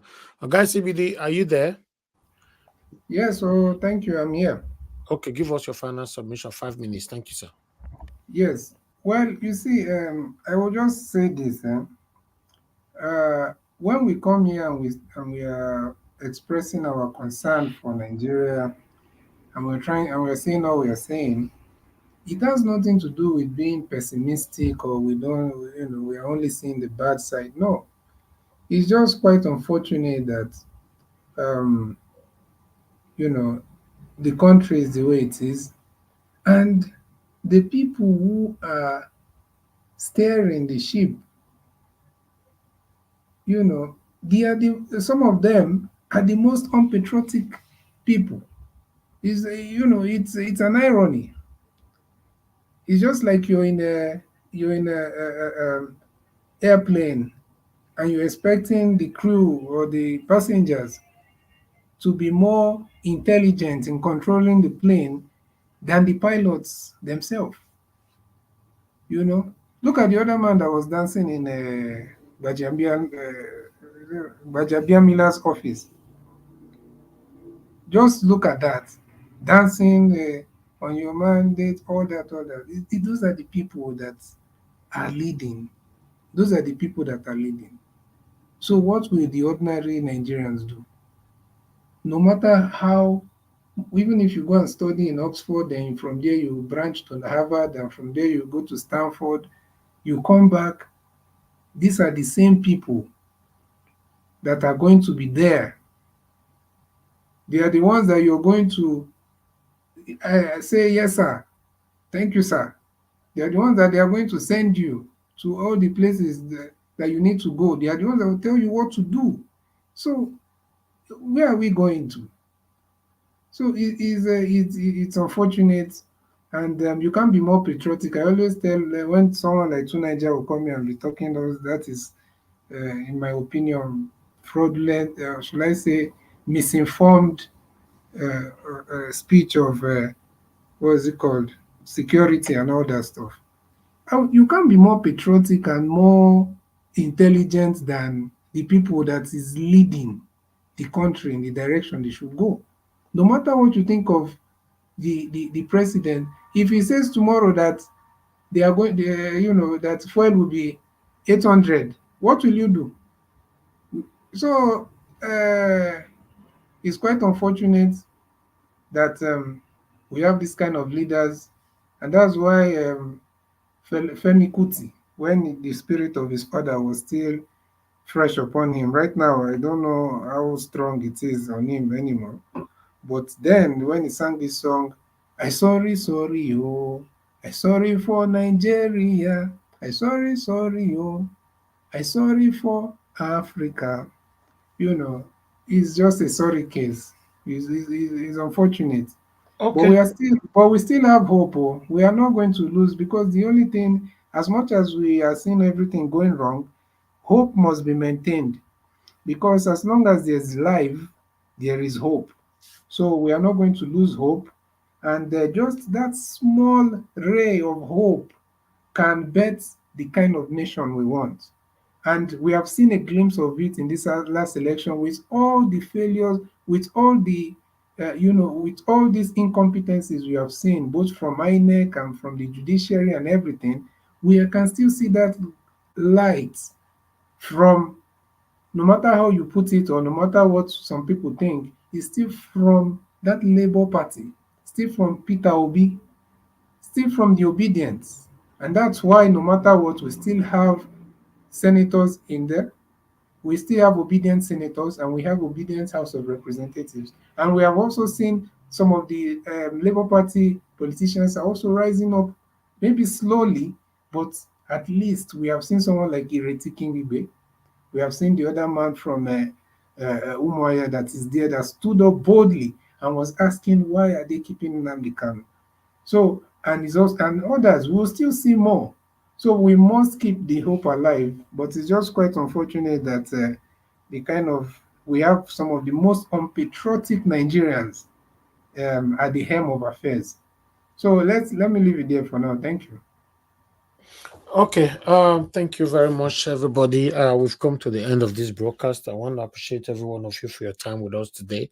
Yeah, in terms of hope, obviously there's hope, but Mr. Elvis.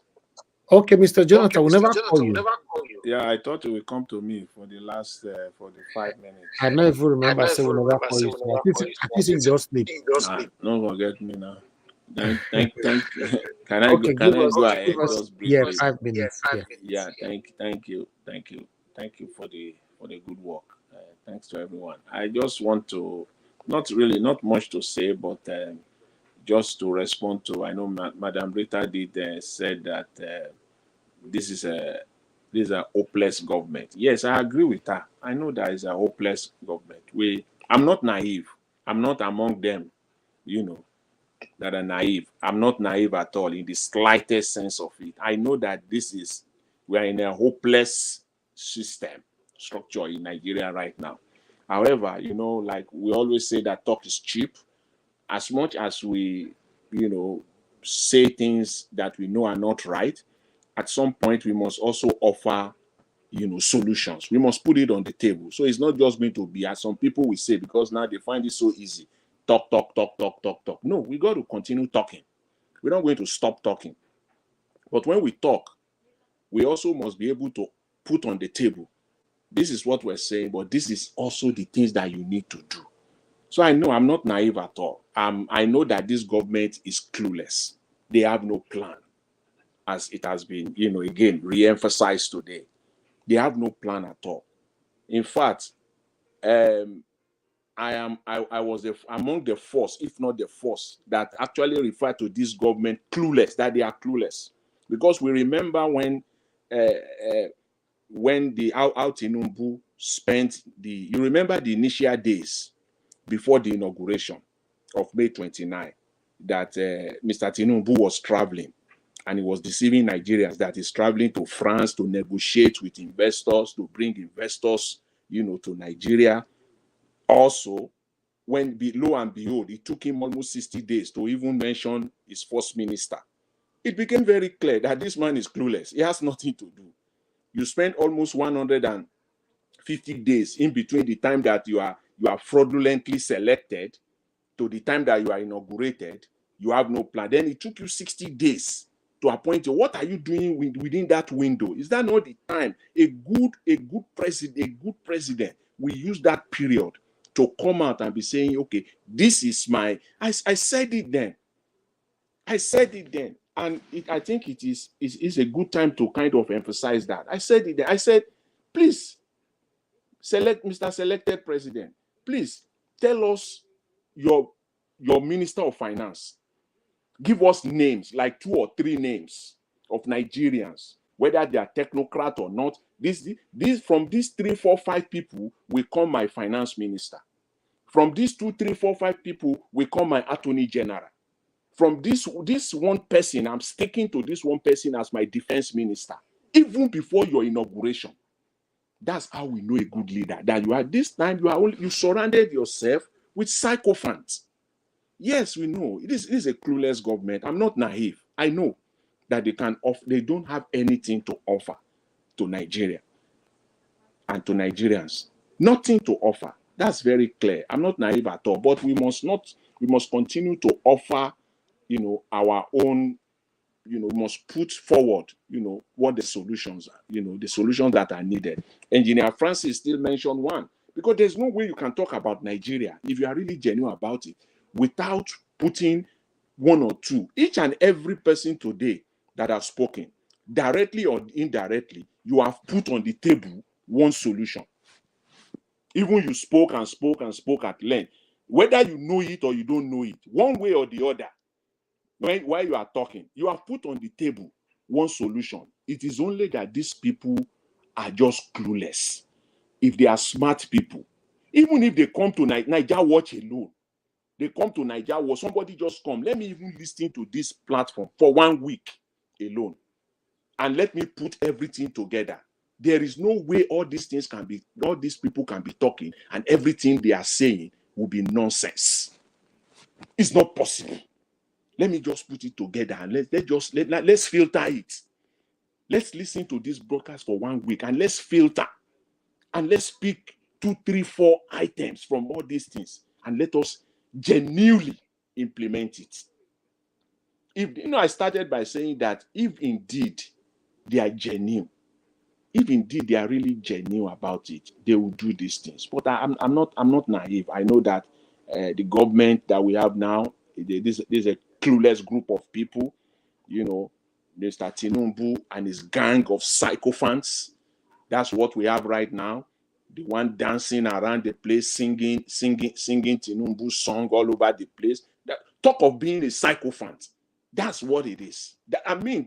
Talk of being a sycophant. There is no any other. That's a textbook definition of a sycophant.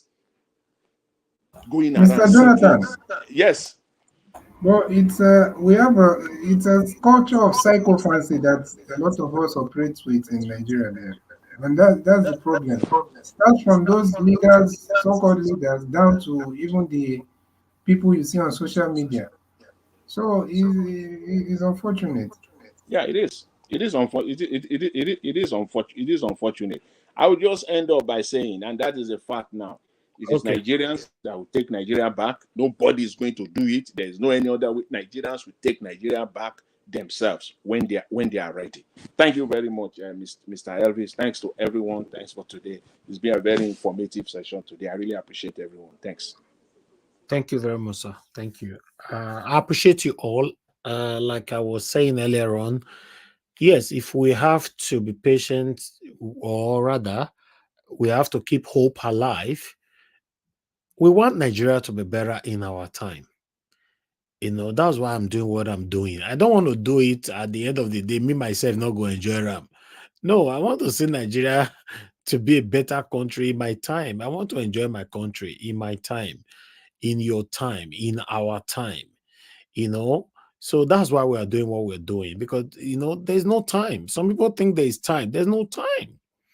We cannot continue to see 4 years as now, ordinary 4 years now. We cannot continue to see 8 years now, ordinary 8 years now. If you add or remove 8 years from your age, then you understand that 8 years is a lot of age. Yes, it's a lot of years. So for me, um, with the silence from Nigerians in Nigeria, I'm not sure we're going anywhere. I don't want to speak negatively, but I believe this is how we are just going to be till the next 4 years, to be honest, because the silence and the distraction right now from Nigerians in Nigeria, if you want to know, follow other social media platform, go to Instagram, to be precise, and see what Nigerians are doing. So many of them are not interested. They have moved on. So, but still, like you guys normally say, let's keep hope alive. And I believe Nigeria will be better in our time. Fingers crossed. Let's keep that. The best I can do is what I'm doing now. Anybody that think that, oh, Elvis or Nigeria was supposed to do better than this, please continue from where we stop. Continue and do what you think we could not do. Yeah, everybody should do their part. You cannot be in your room and be, complaining. You people talk, and you're in your living room calling. You also do your part. Everybody should do their part. During the time of protests in abroad, I remember asking so many people here that lives abroad to go protest. And I challenged many of you as well to send me your video if you went for any kind of protest and all that. But many people did not. Majority, it did not. So please, respect what we are doing here. If you know we are not doing any better, do your part. At the end of the day, we all are fighting for the same thing. We just want a better Nigeria. If a better Nigeria come through your own effort, it's still going to be beneficial to myself and to any Nigerians. So that's what we're not doing this for selfish interest. We're not doing it for only you to benefit from it. If Nigeria is better today, everybody will celebrate it. Thank you very much, my people. I'm just doing my part, putting my effort in there. I pray God continue to give every one of us the strength, energy, enthusiasm to continue to do what we're doing today. I appreciate you all. Thank you very much, my people. Every one of you that came to the panel today, moderator, thank you. Oga CM, thank you very much, Mr. Jonathan. Thank you, Oga ACBD. Thank you, Engineer Francis. Thank you very much. I appreciate you all. I appreciate those of you that called in as well. Love of God is my strength. Thank you, Madam Origin. Thank you very much. I believe that's the only 2 calls I received today. And those of you that supported us as well financially, thank you so much. George Blue Shell, thank you very much. I appreciate you. Amaka Fojebi, thank you very much. I appreciate you all, my wonderful people. And on the comment section is starting with Mother of All, Mommy Diaspora. Thank you very much, Mommy. Appreciate you. Thank you. And thank you, Stella in Macedo. I can see right there. Thank you very much. I appreciate you. Thank you as well. Let me see more people that I will see right there. Again, Eva Line, I can see you as well. Thank you, Public Ghost. Thank you, and many others right there. I appreciate every one of you, my wonderful people. Thank you very much for what you guys are doing. I just want you guys to continue to do your part, continue to advocate for a better Nigeria. Let's continue to try our best. We never know. Yeah, we have the platform already. We should be grateful to God, but let's just continue to do our part until we have a better Nigeria. These people, they are not ready yet, to give up, but still, let's do our part. I'd like to appreciate you all. Lady Eugenia, we missed Lady Eugenia. We've not heard from her for a while. Lady Eugenia, Mama H.O., and Mr. Edwin, and many others. If I don't mention her name, verse, but they enter my head, that's why they mention her sometimes. Please, you guys should continue to do your own parts. Thank you very much, my people. Now we'll draw the curtain. It's been a long day, for almost 4 hours. Kai, I don't know the day where I go really do broadcast for you, go be 1 hour. You know, I'll just say one. I'll do after I finish my this. The only one person join me. The person gives submission. I come back to them again. Do give your final submission. It'll be 1 hour 45 minutes. Say bye bye. Good night. At that time, you can see your gas CM will come knock. Black Panther will come. Even though you know put door for Black Panther, will come pass window. Come. Hey, that's yeah. Thank you very much. I appreciate you all, my people. I hear now we draw the curtain. Good night, my people, and God will bless you. I know they do competition with anybody. If I offend you, forgive me. Show me love. Go to biza. Kama barawa lo ninu ife kan akanbi. I know they do competition with anybody. If I offend you, forgive me. Show me love, I go show you love. But I know they do competition with anybody.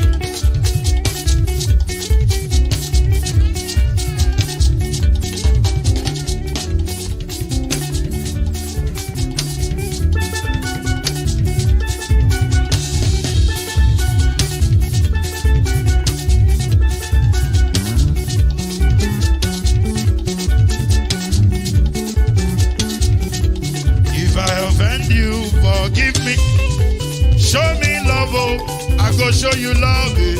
Kama barawa lo ninu ife kan. I know they do competition with anybody. If I offend you, forgive me. Show me love, I go show you love.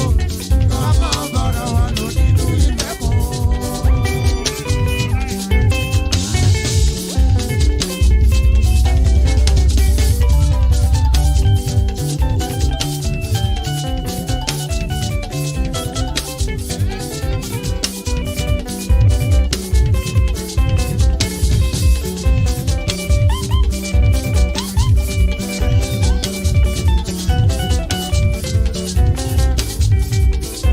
They do competition with anybody.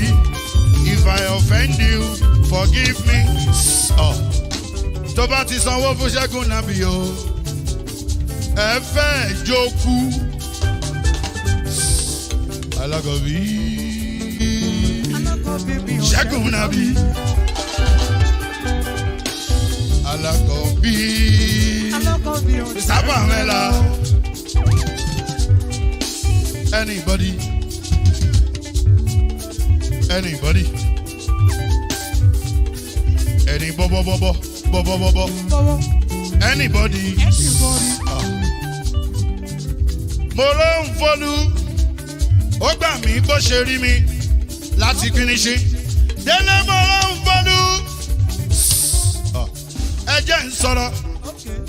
Délé o.